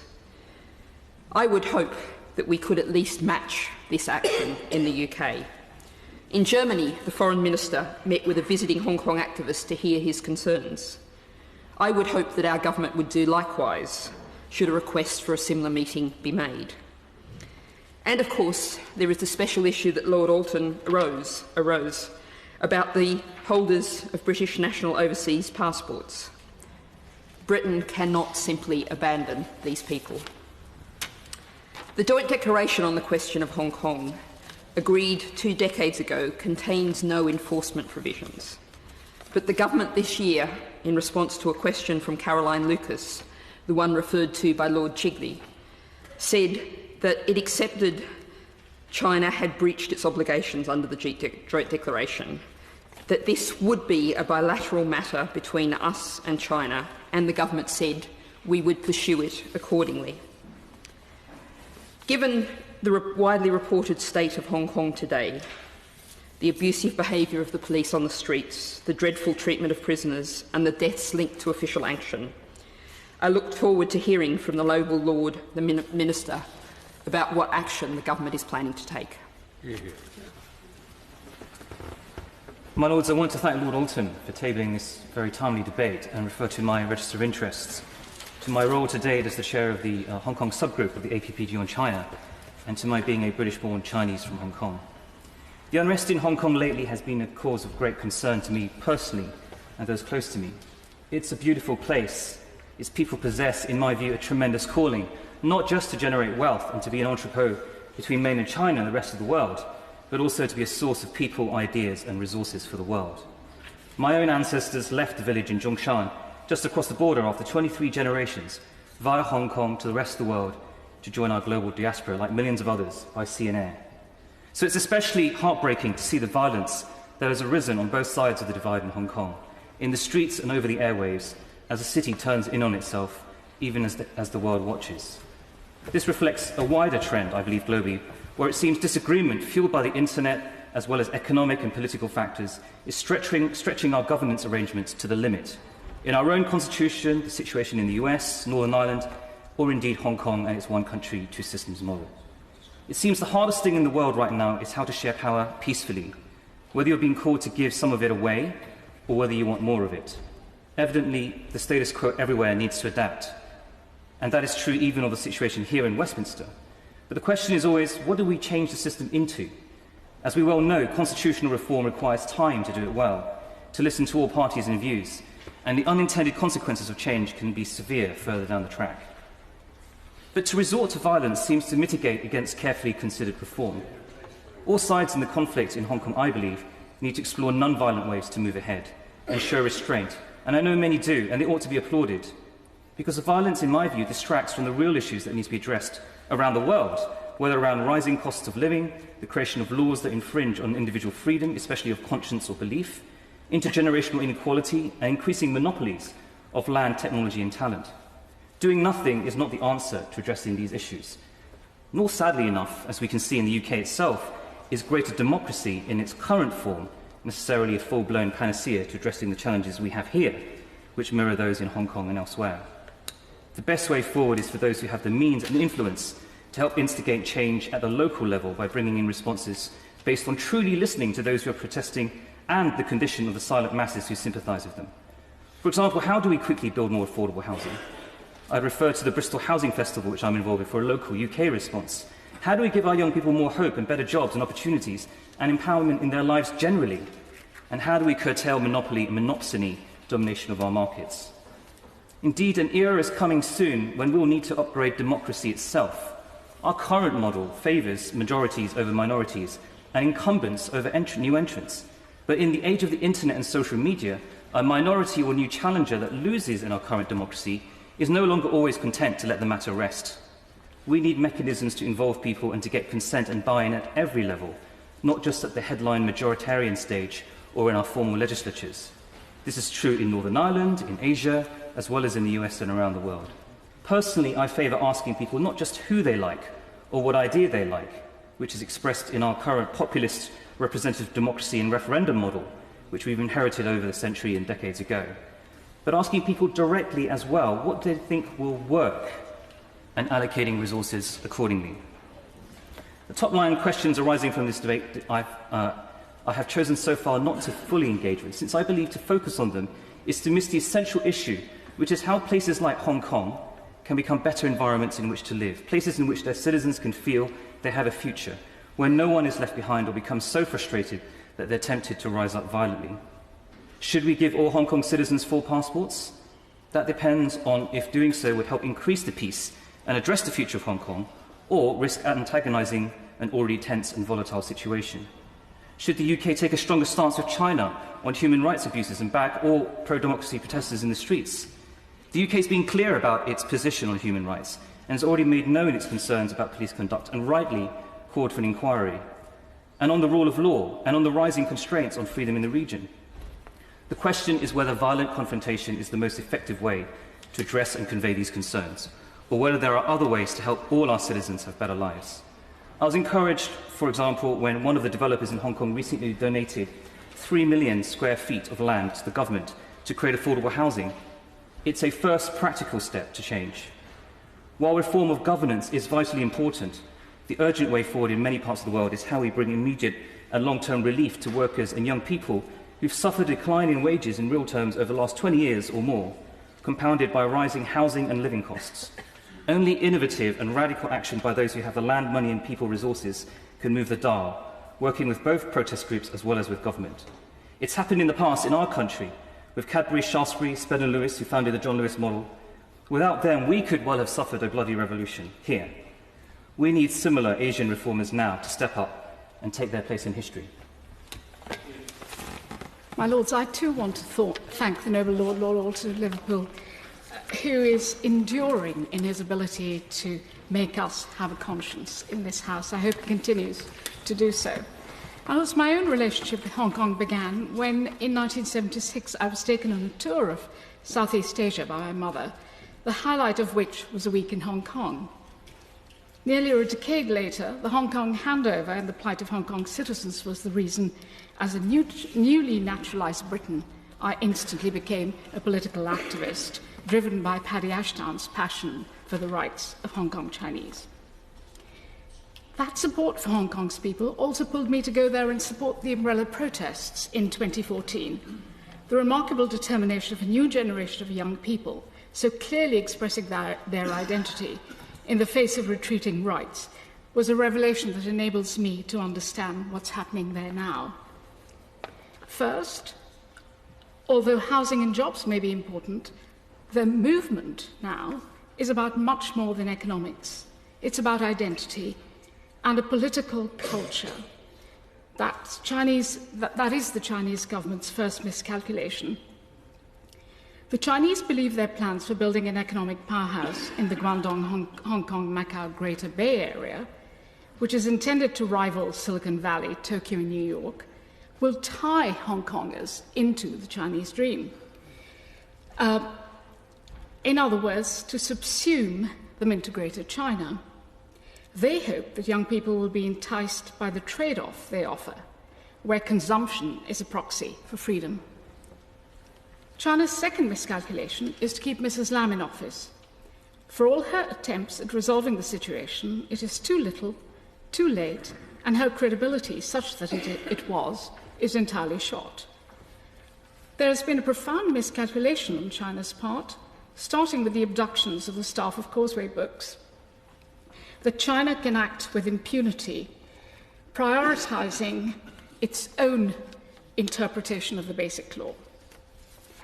A further miscalculation is Beijing's increasing use of its powers to interpret the Basic Law, eroding the independence of Hong Kong judges. So, as the Foreign Affairs Select Committee and the other places said, it is starting to be one country, 1.5 systems. This loss of confidence in their constitution is surely fueling the protesters' anger. Who wouldn't fight for their future when they only have to look at Xinjiang province to see what it means to be a minority in China? Apropos Mrs. Lam, a wiser government in Beijing would see that a more pragmatic person, given some slack from Beijing, may be better able to start a confidence-building exercise so necessary for a political resolution of these issues. So what is the UK's role in resolving this? I refer to the calls today for people of BNO status to be given indefinite leave to remain. But unilateralism, in my view, is not the answer to the UK's obligations. What is needed is an insurance policy for a significant number of countries to act together to provide those assurances. In a case like this, multilateralism is the only way to send, if we want, a message to China. My Lords, we are too diminished a power to be able to make a difference on our own. So I'd ask the Minister to assure us that he's working with the European Union, the Commonwealth, as well as with the US to advance the interests of Hong Kong citizens. But I also think it's a mistake to believe that these brave young people necessarily want to move abroad. They're fighting for their future in their own land, not somewhere else. They wish to remain within their culture, their identity group, and above all, not to let their other fellow protesters down by taking the ladder up when those remain behind. So the UK must do its best to provide such safety nets as it can, but above all to marshal its resources for a coordinated and joint response with all other like-minded countries. It should convince its friends and partners that if a bully can run riot at home, then he'll run riot in his neighbourhood, then eventually, more widely. It's not simply a matter for the UK, but for the whole of the international community.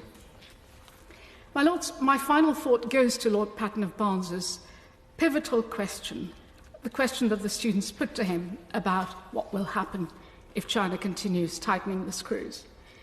And I think the answer there lies with China as well as with us.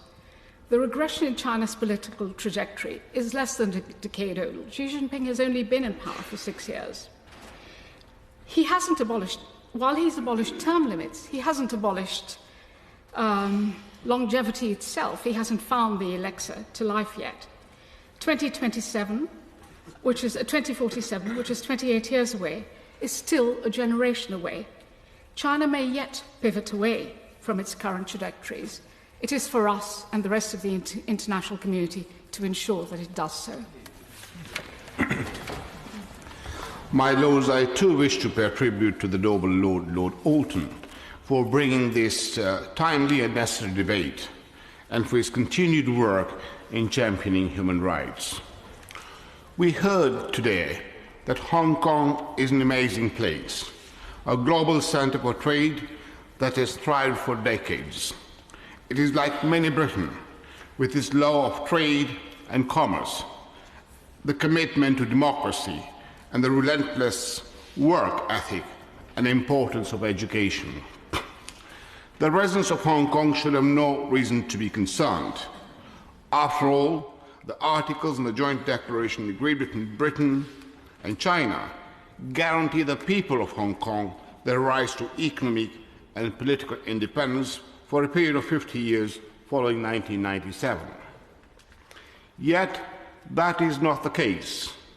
And when you hear that the Chinese Foreign Ministry called the treaty merely a historical document that no longer has any practical significance, it is no wonder the people of Hong Kong are so distressed and fearing for their livelihoods. My noble friend, Lord Patton of Barnes, said extradition bill earlier this year was a tipping point, with millions of Hong Kong residents taking to the streets before it became too late. Many of those protesters have said they consider themselves more British than Chinese. They have gathered outside the British consulate singing "God Save the Queen." These protesters want to escape the darkness of communism and bask in the light of democracy, and are risking their own lives to send us that message. We cannot and should not ignore them. My Lords, the making of modern China as a global power is because of how they copied Hong Kong's success on a wider scale, opening up their markets to the world. Over the past decade, Britain has built strong relations with China and has considerable goodwill in China, perhaps helped by our £60 billion trade deficit with them. My noble friend Lord Howell often says that Commonwealth are our family, and I strongly believe that applies to the residents of Hong Kong. I'm very much in agreement with those organisations and members of both houses that have said that Britain and the Commonwealth should play a very proactive role in protecting the residents of Hong Kong and offering them an alternative to remaining in their current homes, ideally giving them second citizenship.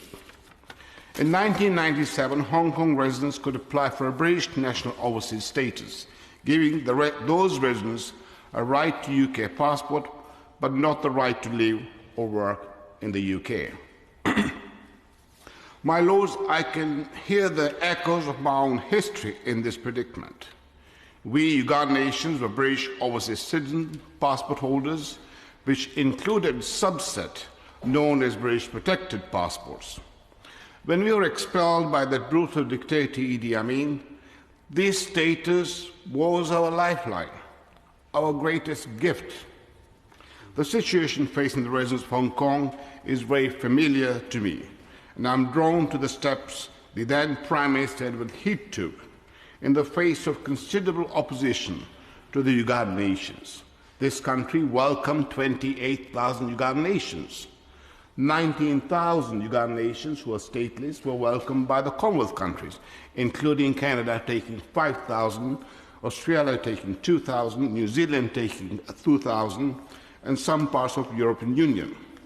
Heath ruled that Britain had a legal and moral responsibility to take in those British passports, saying this is our duty. There can be no excuse they are being expelled from the country, which in many cases is the land of their birth. They are entitled to come here and they'll be welcome here. I strongly urge the government to take the inspiration from those words today and to ensure that if the situation does not improve in Hong Kong, these residents will be guaranteed a home in either Britain as well as other Commonwealth countries. There can be no excuse. These are British nationals and our family. They need our support and deserve our compassion. These are English-speaking, highly educated people who are entrepreneurs by nature. They'll be a tremendous asset to Britain or any Commonwealth country. When the Ugandan Asians arrived in Britain, we were given the warmest of welcomes and have never wavered in our loyalty to Britain. I'm convinced the same situation will arise again if we open our homes and our hearts to the people of Hong Kong. My Lords, I come at the end of a long list of distinguished speakers. Two things are evident from that. One is that in your Lordship's house there's a great deal of personal experience of Hong Kong, people who have lived there, people who have worked there. There's also a universal affection for Hong Kong and the people of Hong Kong, and there is universally deep concern about what has been happening in Hong Kong over the last few weeks. And that surely can be no surprise. Weeks of demonstrations which initially started very peacefully with the majority of people, young people, who were clearly well-intentioned, very concerned about their own future, possibly not well informed about what they might reasonably achieve, but with good intentions. And then increasing amount of violence. And that is a very distressing thing to see, not at all the way in which Hong Kong usually acts, going to be totally counterproductive and something which should not be tolerated. There's no occurrence that I can think of in Hong Kong of that degree of violence since, well, 50 years ago, 1967, during the Cultural Revolution, when there was very serious violence in Hong Kong. And then, incidentally, the Hong Kong police behaved with great steadfastness. Indeed, at the end of that year, so well had the Hong Kong police behaved that they were given the accolade of being called the Royal Hong Kong Police. Now, there's been a good deal of criticism of the police recently, and some of your lordships have shared that criticism. I noticed that my noble friend Lord Hogan Howe could see how difficult it is to carry out those sort of operations, and also probably how mistakes can be made, and those sort of mistakes need to be remedied. But it's worth remembering, I think, that not only have the police been under enormous strain, week after week, weekend after week, but their families have also been threatened, their children going to school have been threatened, and their position has been extremely difficult. My Lords, I think it is clear enough that all of what has been going on is not just a consequence of the so-called extradition bill, the Fugitive Offenders Ordinance, as it's really properly called, widely misunderstood as it has been. I think a majority of those taking part in the demonstrations sincerely believed they might be picked up for something they'd said about the Chinese leadership and sent to mainland China for trial. Now, of course, it was extradition for alleged offences in mainland China, not picking up somebody who had allegedly done something in Hong Kong. And the people who were, in a way, rightly concerned were business people going into China who feared that there might be some artificial accusation against them by rivals, which would enable there to be a demand for them to be extradited to China. It was an ill-conceived measure. It is in the too difficult box, to put it mildly, and was not a sensible idea to put forward. But I think what it showed was that there was a great pile of dry timber in Hong Kong, and the extradition bill was the light that set that on fire, and it's remained on fire. Noble lords have referred to a number of the concerns that young people have about housing, about job opportunities, about their freedoms, about what simply would happen to them in the future. Would they lose some of the privileges they've got at the moment? And I think behind a lot of that has been a growing concern and worry about the extent of mainland China's involvement in Hong Kong. It's not a simple issue. My impression is that what tends to happen is that when there's a period of confusion in Hong Kong and uncertainty about what's happening, all sorts of different organizations in mainland China send their representatives into Hong Kong to find out what's happening, to influence what's happening if they can. And that begins to build up into a picture of much greater involvement in Hong Kong than should be the case. At the time of the signing of the joint declaration, there was a strapline or a slogan which was often put out from Peking, which was "Gang Ren Zhi Gang," which I'll translate as "Hong Kong people running Hong Kong."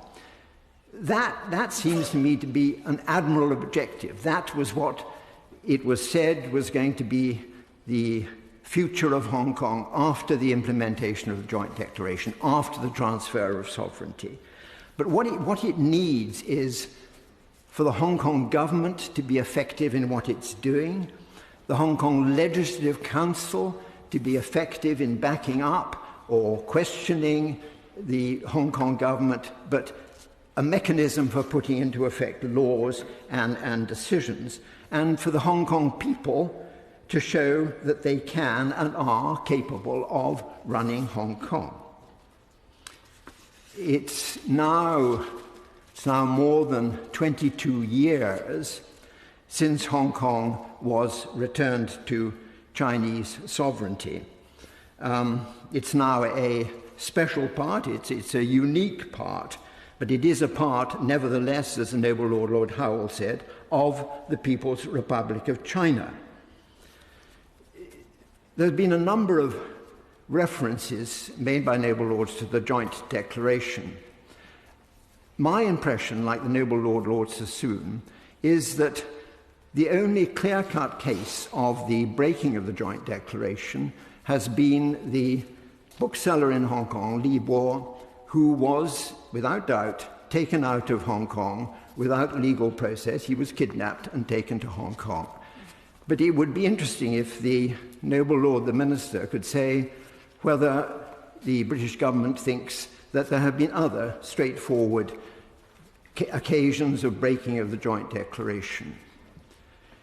I think it's worth saying, my lords, that although it's possible to say, as some Chinese officials have said, that the joint declaration is no longer applicable if you refer to the joint declaration as being just that bit which says that Britain will return to China sovereignty over Hong Kong.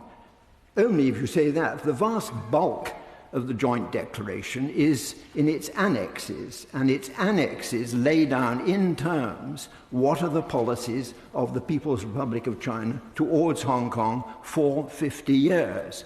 That is where, in great detail, my lords, is written down precisely what that means. They are Chinese policies laid down there, and that remains applicable. It cannot not remain applicable. Just to revert, if I may, to our own role, since we no longer administer. I'm sorry to intervene. I did extend the generosity with consulting the whips that we had heard longer than the time from the other former Governor-General of Hong Kong. But if I'm so sorry. The Noble Lord could now wrap up, although yes, we are not tight on time, I do want to be equal to both. I'm so sorry. I will wrap up.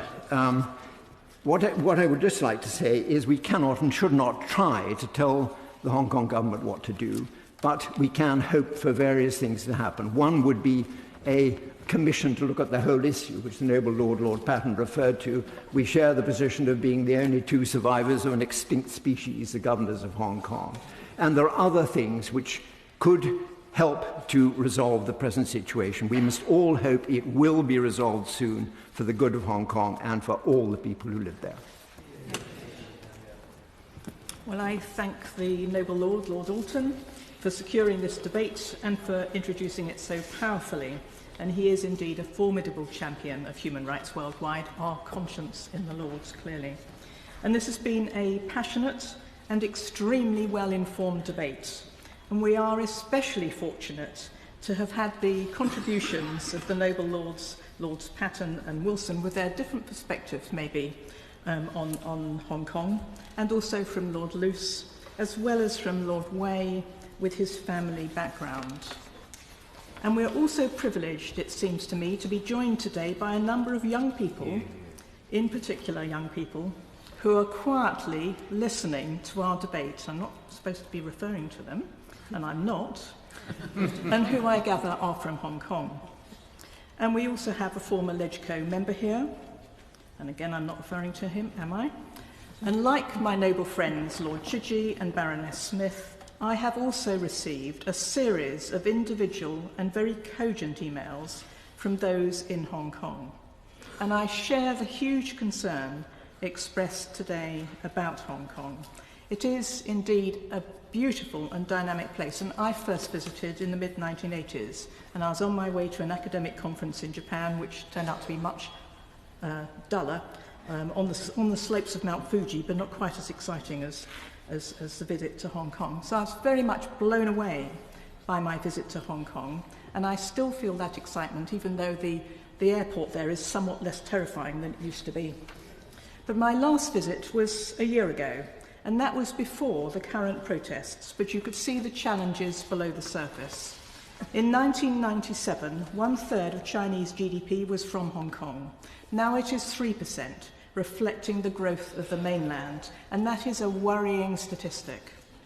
It can also be argued that this undervalues Hong Kong, and Lord Sassoon has made that point to me, because of its position as a financial centre. 70% of RMB are traded in Hong Kong, and 3/4 of foreign direct investment comes via Hong Kong. And I hear, indeed, what the Noble Lord Sassoon says about Hong Kong's current leading position. Hong Kong is a rules-based system, has a rules-based system which is valued internationally, and that has been vital for Hong Kong, for China, and the world. My noble friend Lord Alderdice stated that businesses will leave, should be encouraged to leave if things don't improve. Clearly, the current position is unsustainable. And it was fascinating to hear Lord Patton on how challenging but imaginative was that Sino-British declaration. And that declaration is a treaty lodged at the UN. Yet this year, as other noble lords have mentioned, a Chinese Foreign Ministry spokesperson described the handover treaty as a historical document which no longer has any practical significance. Is that spokesperson still in place? And if he is, what does this say about China's position? The extradition treaty, which was the initial trigger, not the overall cause of the protests, has now been fully withdrawn by Hong Kong's Chief Executive Carrie Lam. But the protests show little sign of letting up. Clashes and violence have escalated, as we've heard. Satellite photos show what appear to be armoured personnel carriers across the border in Shenzhen. There are now reports that the Chinese government is planning to replace Carrie Lam with an interim chief executive. Any such change must be accompanied by reform in Hong Kong and not the opposite. There's still been no independent investigation into police violence, despite the UK government apparently urging this. Does the Noble Lord the Minister accept that the UK government should now suspend all export licences for crowd control equipment to Hong Kong? The Noble Lord, Lord Hogan Howe, mentioned the police. In response to a written question from my colleague in the other place, Alistair Carmichael, the government said that we are providing training to the police force in Hong Kong. If that is still the case, what steps are being taken to ensure that this training includes the need to uphold human rights and freedom of expression? Now we have the Chief Executive using emergency powers, and many noble lords make reference to this. The ban on face masks is a serious breach of freedom of assembly and the right to protest, as others have said. Does the Noble Lord the Minister agree that the use of emergency powers is a clear breach of the declaration? The EU issued a démarche a few months ago because there was a risk to EU nationals from the extradition treaty. Will the UK encourage the EU to issue a second démarche on the Chief Executive's new powers? What are we doing to work with our EU allies? The events of recent months, alongside Chinese government claims that the joint declaration is no longer a valid document, pose a serious challenge. The Noble Lord, Lord Luce, spoke of trust and how vital that was and is. My noble friend Lord Ashdown led a campaign 20 years ago to give the people of Hong Kong British citizenship, including the right to abode, if China ever reneged on its promises. Does the Noble Lord not think we've reached that point? The concerns that those in Hong Kong have are informed by the human rights abuses that are known to have taken place on the mainland. The Noble Lord, Lord Alton, has mentioned a number of these: the lack of freedom of expression, Tiananmen Square, what has happened to certain booksellers. And most recently, we have had the report from the China Tribunal on forced organ harvesting in China. The chair of that tribunal, Sir Geoffrey Nice, is present here today. And that tribunal concluded that in relation to organ harvesting, and I quote, "The commission of crimes against humanity against the Falun Gong and the Uyghurs has been proved beyond reasonable doubt." The noble ladies, Baroness Finlay and Baroness Grey-Thompson, laid out the tribunal's appalling conclusions. Could the noble lord tell me if he has personally read the China Tribunal's report, and if he hasn't, whether he will go away and do so? Because this isn't going to be an issue that goes away. And if he has, what action the UK government will take on the matter, particularly as he is Human Rights Minister. China has made astonishing progress over the last few decades, pulling people out of poverty and engaging on the world stage. It is producing extraordinarily able students who are studying around the world, including in this country, including at the clearly wonderful university over which the Noble Lord, Lord Patton, presides. China is the superpower of the 21st century, but with that power should come responsibility. In what may seem the microcosm of Hong Kong, how China wields that power may become apparent. We know that China has responded to criticism of engagement in Latin America and Africa. It's vital for all of us that we engage globally when so many other pressures seem to be on us to turn inwards and put up barriers. What China does in Hong Kong matters. What the UK, as it contemplates Brexit, does in this circumstance matters. So I look forward to the Noble Lord the Minister's reply. Yeah.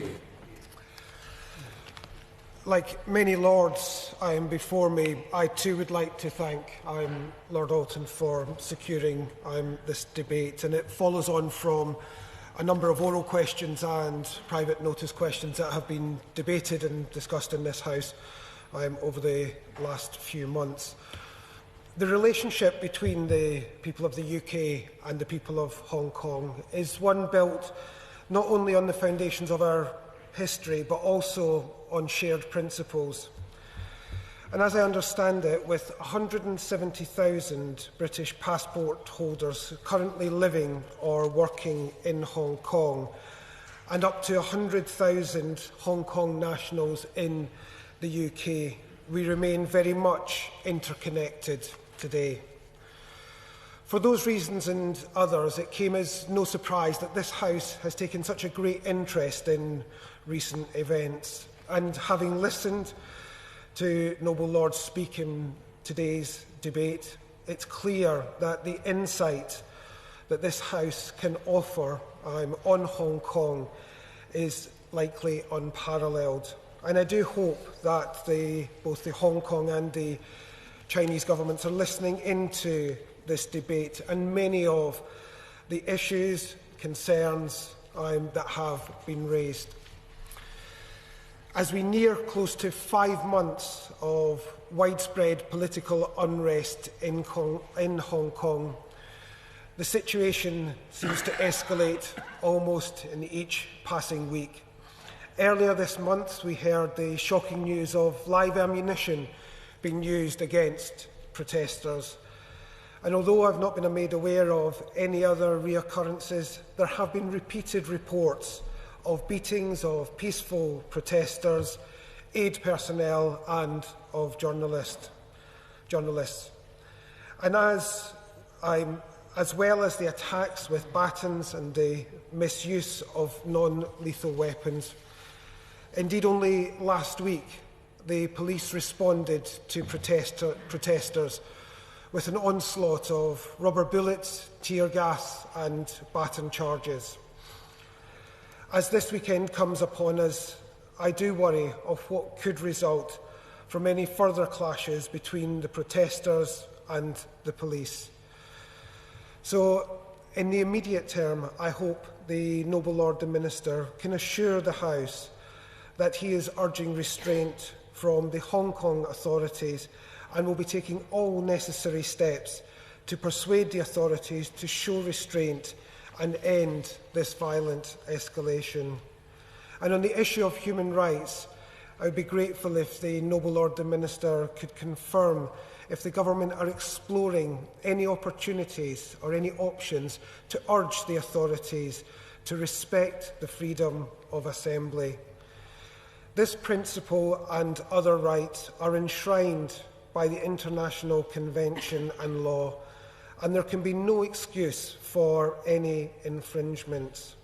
And of course, as Lord Patten said earlier, we all condemn any protesters that have turned to violence, especially during the events of the last weekend, when, as we saw, a very small number crossed that line and turned to violence, with a few targeting businesses that had been deemed to be pro-Beijing. But at their core, the protesters have been peaceful, and the cause which ignited the unrest ultimately remains unresolved. On the 26th of September, in the other place, the Foreign Secretary was asked about an independent inquiry, and he responded, "The administration in Hong Kong have not gone the full way we would like them to, but they have taken steps to reform and reinforce the independence of the Police Complaints Council." So could I ask the Noble Lord, the Minister, if he could update us, because that was earlier in September, and if there had been any advancements or any further pressure put on the Hong Kong government with regards to an independent investigation or an independent inquiry. Although the proposed amendments to allow the Hong Kong Special Administration Region to extradite individuals to mainland China to face trial has been withdrawn, there is still immense frustration at their initial introduction and the manner in which the authorities proceeded with them. Now, Lord Wilson is correct with regards to the intent of the original extradition laws, as well as correct in his analysis that they were ill-conceived measures. But rightly or wrongly, there is concern that those changes would either be, or fear that those changes could be, the thin end of a wedge, or they could lead, if changed in the future, to individuals in Hong Kong who had, either on social media or in other ways, criticised the Chinese government, been extradited to mainland. And as we heard earlier, the judicial system in mainland China records a conviction rate of in excess of 99%. So there is clearly a lack of trust that has led to these issues. We also cannot separate the issue of the Sino-British Joint Declaration and its associated democratic foundations set out so well in 1984. In recent years, China has been steadily eroding and undermining the Joint Declaration. There have been increasing restrictions on electoral rights, crackdowns on dissent, with pro-democracy candidates being disqualified and the Hong Kong National Party being banned in September last year by the government. We must remember that the people are protesting in the streets of Hong Kong simply for their judicial independence, their human rights and their democratic freedoms. These are three principles which the 1984 agreement was designed to protect. And as Lord Alton said in his introduction to this debate, we have a moral and legal obligation to the people of Hong Kong. And yet, despite the UK's responsibility to stand up for the declaration, the government have remained not quite silent, but too quiet. And it would be good to hear the Prime Minister speak up and stand firm in defence of the declaration. Could I ask the Noble Lord, the Minister, to encourage the Prime Minister to do just so? Like me, I'm sure many Lords participating in today's debate received emails from Hong Kongers. I do wonder if the situation worsens in Hong Kong, whether we would be able to hear in future from those individuals. Would it be possible for them, or would they feel comfortable emailing and contacting members of this Parliament to outline their concerns and their plight? So, in conclusion, as all noble lords have said, it is in the interests of both the people of Hong Kong and the authorities for a resolution to be found. But the groundwork for such a resolution can only be found if the authorities immediately practice restraint and respect for the primacy of the Hong Kongers' human rights. I hope that Her Majesty's Government will now use its role on the global stage and our unique relationship to urge both the authorities, both Hong Kong and China, to do so.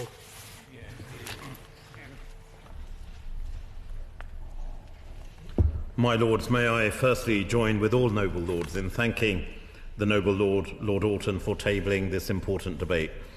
Many words have been used about Lord Alton, and rightly so. I probably perhaps stand before you as the person who's most greatly challenged, at least from a parliamentary perspective, by the tenacity but also the great strength and expertise the noble Lord brings to debates in respect of human rights generally. But he also knows, I'm sure, that I respect his insights and very much welcome the input, expertise and also direction that he gives and indeed advises on, and I'm very grateful again for his contribution to this important debate. May I start in aligning myself very much with the words of my noble friend Lord Sassoon, and I'm sure I speak for all noble lords in your lordship's house when we stand together in remembrance and in prayer of the 39 nationals who've been reported to have died in the incident in the lorry. We're all equally appalled by this tragic incident, and I'm sure I speak in expressing our condolences to all the families of those victims on behalf of your lordship's house. My lords, I noted with one of our newer members, the noble Lady Baroness Bennett, who it's the first opportunity to hear from her. I listened very carefully on the advice she was given about foreign affairs and being all-consuming. When you're the Minister of State for Foreign Affairs, you don't have much choice in the matter. But I'm sure she will agree with me that when you hear the debates of the quality we have today, that she will also agree that your Lordship's House provides great insight and expertise on important matters confronting the government, confronting our country, and the challenges, but also the role of Her Majesty's government on the world stage. And I welcomed her contribution. But in particular, I'm sure, noble lords, as was said by the noble Lady Baroness Northover, will join with me, particularly singling out the contributions of my noble friend Lord Patton and the noble Lord Wilson. They brought experience, insight and expertise, as with other noble lords, but their value of serving in Hong Kong, I think, is very worth noting. And I listened very carefully to their contributions, particularly on how we should move forward in what is clearly a very challenging situation in Hong Kong now. And I thank both noble lords and indeed your Lordship's indulgence. I think it was right that we heard on extended time from both noble lords in terms of their contributions. Particularly grateful for my noble friend Baroness Berridge for ensuring that was done in a seamless fashion. My lords, it's been the long-standing interest in Hong Kong of your Lordship's House, and rightly so again in the debate today. We have seen concerns being raised on the ongoing situation, both in your Lordship's House as well as the other place. And indeed in the writing, the correspondence that we've received from members of Parliament and your Lordship's House on this issue, and as the noble Lady Baroness Northover, amongst others, said, that we've received from other parts, and many who I know will be listening very intently to this debate today. The government shares the concern of the noble Lord Alton and indeed all noble lords about the situation, and particularly about the violent clashes between protesters and the police. The noble Lord McNichol said about whether the government is taking strides and is raising this issue, and I hope he'll be assured by some of my responses today that we are doing just that. My noble friend Lord Malsford described Hong Kong rightly as once upon a time a real flourishing city, and I think we all reflect on its times and with hope and ambition that that will again be the case in the not too distant future. May I also say that I agree with the noble Lord Carrington and my noble friend Baroness Hooper when they drew attention to the importance of peaceful and lawful protests, but also recognising that anyone who resorts to violent action should be rightly condemned. It is right that the majority of citizens in Hong Kong over many months have exercised their right to protest and have done so through peaceful and lawful protests, and I think that needs to be recognised. But equally, I'm sure I speak for everyone in your Lordship's House that we condemn the hardcore minority of protesters who at times insist on using violence. As the noble Lord Wilson reminded us, that the police who have shown restraint in many instances have also witnessed directly attacks on them. We've seen the use of petrol bombs, and in recent days a police officer also being slashed with a knife. This violence, as the noble noble Lord Carrington rightly said, must stop. Many noble lords have taught. Make one point to my honourable friend. There have been criticisms of policing, but the real problem here is that public order policing has been regarded by the government as a substitute for politics. Tear gas isn't a substitute for talking to people and trying to deal with their real grievances. And I think that's put the police and police families in a very difficult position. I totally concur with my noble friend. He is, of course, right. And I think and that is why the ultimate solution to the challenge we face is, of course, dialogue, political dialogue. And I will come on to speaking exactly on that point in a moment or two. The noble Lady Baroness Northover raised some specific questions on the situation on the ground in terms of the emergency powers. If I could just deal with those from the outset. While governments, of course, need to ensure security and safety of people, we must avoid, as my noble friend just reminded us of, aggravating and instead reduce tensions. She asked about the introduction of emergency regulations as to whether that was a breach of the joint declaration. Certainly our assessment thus far is not a breach, while governments, though, need to ensure that the security and safety of their people remain paramount. They must, as I said, avoid aggravating and reducing tension. She also asked about the issue of crowd control equipment to Hong Kong, as my right honourable friend, the former Foreign Secretary, stated during his remarks in the House of Commons on the 25th of June, no further export licence will be granted for crowd control equipment to Hong Kong until such time that we're satisfied that concerns raised around human rights and fundamental freedoms have been thoroughly addressed. The Noble Lady also raised the issue of police training. The police training for all security and justice programmes, as she will be aware, is used with an additional risk management process to assess and to mitigate human rights. Our aim of our training that we have provided to Hong Kong is to improve foreign authorities' ability to deploy human rights compliant modern policing techniques. It's a fine balance, but we're keeping that situation particularly under review. The Noble Lord Wilson talked also of the breach of the joint declaration, as did my noble friend Lord Sassoon. And they both rightly pointed out of the one state, two systems continuing well, and the government, Her Majesty's government, has not assessed to date that China has explicitly breached the joint declaration, with the exception of one particular case, which is well documented.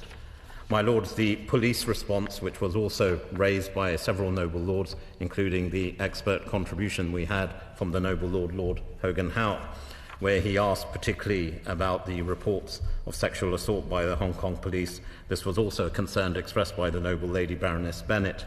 I am aware of these reports, and we remain extremely concerned by the reports of violence by the police. We also note that the Hong Kong police have announced that it's investigating a recent allegation from a university student in particular, and that the student herself has said that she is seeking legal advice, and we will continue to monitor that particular situation. But the response, as I said, from the police, we've always said and sustained this position, must be proportionate, and we are seriously concerned by the instances of apparent mistreatment of protesters by the police. But I do, of course, note the words of my noble friend Lord Patton in this respect. We believe, and my noble friends Lord Patton, my noble friends Lord Howe, amongst others, the noble Lord Hogan Howe, the noble Lord Luce, all raised the issue of the police inquiry. Indeed, several other noble lords did. We retain the fact there must be a robust, credible and independent investigation into these incidents, and such an inquiry would be an important step towards healing divisions and rebuilding trust. The noble Lord McNichol asked, are we continuing to raise this bilaterally with the Chinese authorities? The short answer is yes, we are. As I've said before, Her Majesty's government believes that political dialogue, as several noble lords have expressed, is the only way to achieve a peaceful resolution to this situation. While we have welcomed the Chief Executive's initial steps towards dialogue, it is clear that further clarity is required and further steps need to be taken on how the Chief Executive and her team will reach across communities and address directly the people's concerns. Crucially, if the process is to succeed, it is incumbent upon all to be involved and engaged in good faith. I agree with also my noble friend Lord Sassoon's views on the importance of the one country, two systems framework for the strength and stability it's provided to Hong Kong over the past 22 years. Hong Kong is already a valuable trading partner for the UK, and the UK is for Hong Kong, and we look forward to seeing this trading relationship develop post-Brexit. Similarly, we also enjoy a deep and close cooperation with Hong Kong, as a leading financial centre, which I also hope and expect that we can build on the further months and years to come. But, my Lords, rightly we have heard about concerns and the need to uphold rights and freedoms. This was a point made by the noble Lord Carrington and indeed others. Well, let me assure the noble Lord Orton also raised this particular issue, and in particular I was taken by the contribution of the noble Lord Alderdice, who talked about businesses working in Hong Kong. Hong Kong is a city I know well as someone who spent 20 years in the City of London and dealt with Hong Kong on a regular basis. But the fact is that those ties are important. As a co-signatory, however, to the Sino-British Joint Declaration, the UK is committed to promoting and upholding the rights, freedoms and autonomies that are enshrined within it. And let me assure the noble Lord Alderdice, we are working intensively in recent weeks and months to support the positive resolution, and those factors will be sustained and will continue to be part of our dialogue in this respect. Several noble lords raised the issue of the Prime Minister's direct engagement on this issue. Indeed, the Lord McNichol mentioned it quite specifically. Noble lords will recall that the Prime Minister raised Hong Kong specifically at the G7 meeting in August, and G7 leaders reaffirmed the importance of the joint declaration and called for an end to violence. This also addresses in part the issue raised by the noble lady Baroness Smith. Furthermore, my right honourable friend, the Prime Minister, has also written to President Xi on the 30th of September and underlined the importance of upholding the joint declaration under the one country, two systems framework. My right honourable friend, the Foreign Secretary, has also set out our concerns directly in his engagement with the Hong Kong Chief Executive, Carrie Lam, and the Chinese Foreign Minister State Councillor Wang Yi. Although, regrettably, he was unable to meet Foreign Minister Wang Yi at the UN General Assembly as planned, for he needed to return to London. But following this, the Foreign Secretary did write to him on the 30th of September, and we continue with regular exchanges with both the Chinese and the Hong Kong authorities specifically.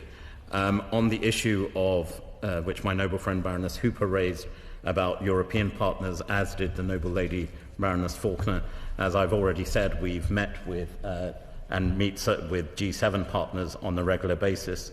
And we also raised Hong Kong at the Human Rights Council in September and at the Third Committee of the UN General Assembly in October, where the UK underlined the importance of upholding the right to peaceful assembly. If I may, if I can move on to the important issues which were raised around the aspects of human rights, because it is an area which is, as noble lords will know, is very close to my heart, and it's important we address them. And we continue to address these at ambassadorial level. The most recent meeting with the Chinese ambassador in London was earlier this week. We also have raised with the leadership in China and Hong Kong regularly that they remain in no doubt over our concerns over the current situations.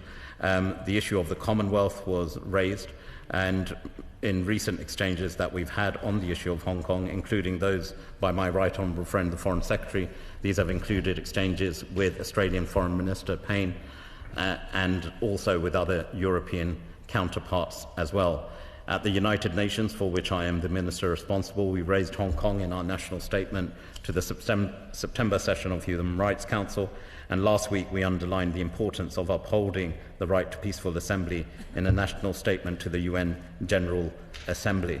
If I can pick up on some specific issues, the Noble Lord Alton, the Noble Lady Baroness Finlay, and the Noble Lady Baroness Grey Thompson all raised the issue of the Falun Gong and the practitioners. The Noble Lady Baroness Northover asked me specifically about the tribunal, and I note the presence in the gallery of Sir Geoffrey Nice. I had the occasion to meet with him very recently to discuss this very issue, and let me assure the Noble Lady, indeed all Noble Lords, that we are aware of the findings. There is a final report still due, but we are watching this space very carefully, and I know I'm very much, if I may, again mention the Noble Lord Alton specifically, had various exchanges on this particular issue. This is not lost on us. This is an important priority, and I assure Noble Lords that I will continue as the Human Rights Minister to keep a specific eye on this particular issue. On the wider issues that were raised on religious freedoms in China, again by the Noble Lady Baroness Finlay, by the Right Reverend Prelate, the Bishop of Salisbury, and the Noble Lord Alderdice, amongst others, let me assure all Noble Lords that this again remains both a priority for Her Majesty's government as well as for myself as Minister for Human Rights. We have not held back. We have quite regularly raised the issue of human rights and religious freedoms in our expressions and statements and formal contributions, particularly at the Human Rights Council. And of course, I recognise the immense work that has gone on the issue of addressing the concerns around the Falun Gong issue in particular. But equally, we have remained deeply concerned and have raised the concerns about the persecution of Christians, the Uyghur Muslims, and other minorities within China, and we will continue to do so. In terms of, I think I've answered that particular one. The Noble Lord Alton also asked about the question of the sanctions regime. As was Noble Lords will recall, we have passed legislation to this effect. We are certainly seeking to bring these statutory instruments forward, and that will provide the UK with an autonomous global human rights sanctions regime after we've left the European Union, and this will allow us to respond to serious human rights violations as well. My Lords, I'm conscious of time, so I want to move forward, if I may, to the issue of the right of abode. Rightly, this was raised by several noble lords, including my noble friend Lord Poppet, the noble Lady Baroness Smith, and the noble Lord Alton. The noble Lord Alton asked me specifically about numbers. There are currently 248,000 holders of BNO. However, there are 2.73 million who are eligible for BNO status. I note the points raised, of course, by all noble lords in this respect, and I would like to emphasise that this government's commitment to and support for British nationals overseas, known as the BNOs. As my right honourable friend, the Foreign Secretary, set out in the other place on the 26th of September, the status of BNOs was part of the delicate balance in negotiations that led to the Sino-British Joint Declaration. The Joint Declaration is crucial to the future stability and prosperity of Hong Kong and the rights and freedoms and autonomy of its people. But equally, I would add, this only applies effectively for both sides to respect what is within the agreement. Let me assure the Right Reverend Prelate, amongst others, that we believe that the best outcome for the BNOs is, of course, a high degree of autonomy and rights and freedoms set out in the Joint Declaration. Quite specifically, the noble Lord Chidgey raised this particular issue, as did others. Indeed, my noble friend Lord Howell, the noble Lord Luce, my noble friend Lord Malsford, and the noble Lord Wei, who provided particular insight with his own background in Hong Kong, talked of reforms within Hong Kong. The way forward must be, and I think we're all clear on that, first and foremost, as my noble friend Lord Patton said, about constructive and meaningful dialogue with all communities. Those bridges must be built to address their concerns quite directly. And of course, our long-standing view is that transition to universal suffrage for both the elections of the Chief Executive and the Legislative Council, as provided, I would add, as provided by Hong Kong's law, basic law, would be the best way to guarantee Hong Kong's stability and prosperity in the long run, and would be in everyone's interests. Therefore, as I've said before, we do and are taking the issue of the BNOs very seriously, and I know, and I can put this and share with noble lords, that the Foreign Secretary, my Right Honourable Foreign Secretary, the Right Honourable Foreign Secretary and his ministerial counterparts are listening to the concerns which are being expressed. The government is not immune from receiving the representations. We have received those directly, and we will be considering the best way forward to continue to support and strengthen our work with the BNO community directly. The government has given careful consideration to the noble Lord Alton's letter of the 9th of September, which was also signed, I believe, by 176 noble lords and other parliamentary colleagues. And I welcome the broad spectrum of support for Hong Kong and its peoples, and note the points which have been raised. With specific regards to the countries of the Commonwealth, I must underline, of course, it would be out of my remit to talk about the immigration policy of other Commonwealth countries, but I reiterate my view that is the best way for any like-minded countries to support BNOs is to defend the Joint Declaration, which they are doing, and we have received strong support for that, including, as I said, in discussions we've had with other Commonwealth partners, most notably recently with Australia. On the issue of Hong Kong servicemen, which the noble Lord Luce raised, a number of noble lords have raised the status of former members of the Hong Kong Military Service Corps. Let me assure the noble lord that I know the Home Secretary is listening very carefully to the representations that have been made on behalf of those former Hong Kong Military Service Corps personnel who were unable to obtain citizenship through the selection scheme. The noble Lord Pendry rightly raised the issue of Hong Kong in terms of Hong Kong students who are studying in the UK. My short answer is very much that anyone who is intimidated by any bullying, it is frankly and utterly unacceptable. Universities have a duty of care to protect all students, and if there are particular instances, I would certainly urge the noble lord to make the government aware of these. There was a final question from the noble Lady Baroness Smith of Newham on the issue of unexplained suicide. This is a very sensitive situation, and I am aware of this particular situation. Indeed, we have had one formal request from one family, and urge people not to speculate on the reasons behind these issues. They are obviously very tragic circumstances for the family, but if there are further details in this respect, I will share with the noble lady. Finally, the noble Lord Chidgey and the noble Lady Baroness Grey Thompson, amongst others, my noble friend Lord Popper, talked about the Chinese view on the joint declaration and describing it as a historic document.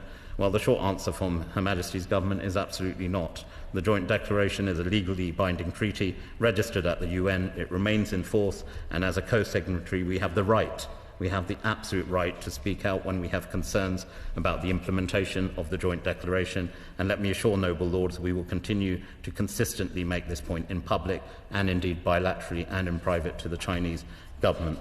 May I once again thank all noble lords for their very insightful but expert contributions to what has been a very comprehensive debate. And let me assure noble lords that we will continue to update noble lords. I'm sure there will be questions asked of me, and I will look to update noble lords in this respect as and when we have further updates to provide.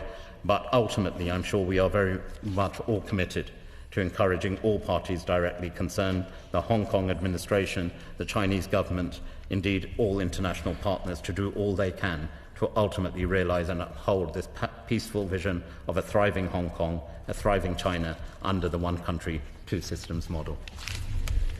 The entire House will be grateful to the noble Lord Ahmed of Wimbledon, the Minister of State, for the thorough way in which he has just answered the issues which have been raised, but also the promise to come back and to keep us briefed on developments as they occur.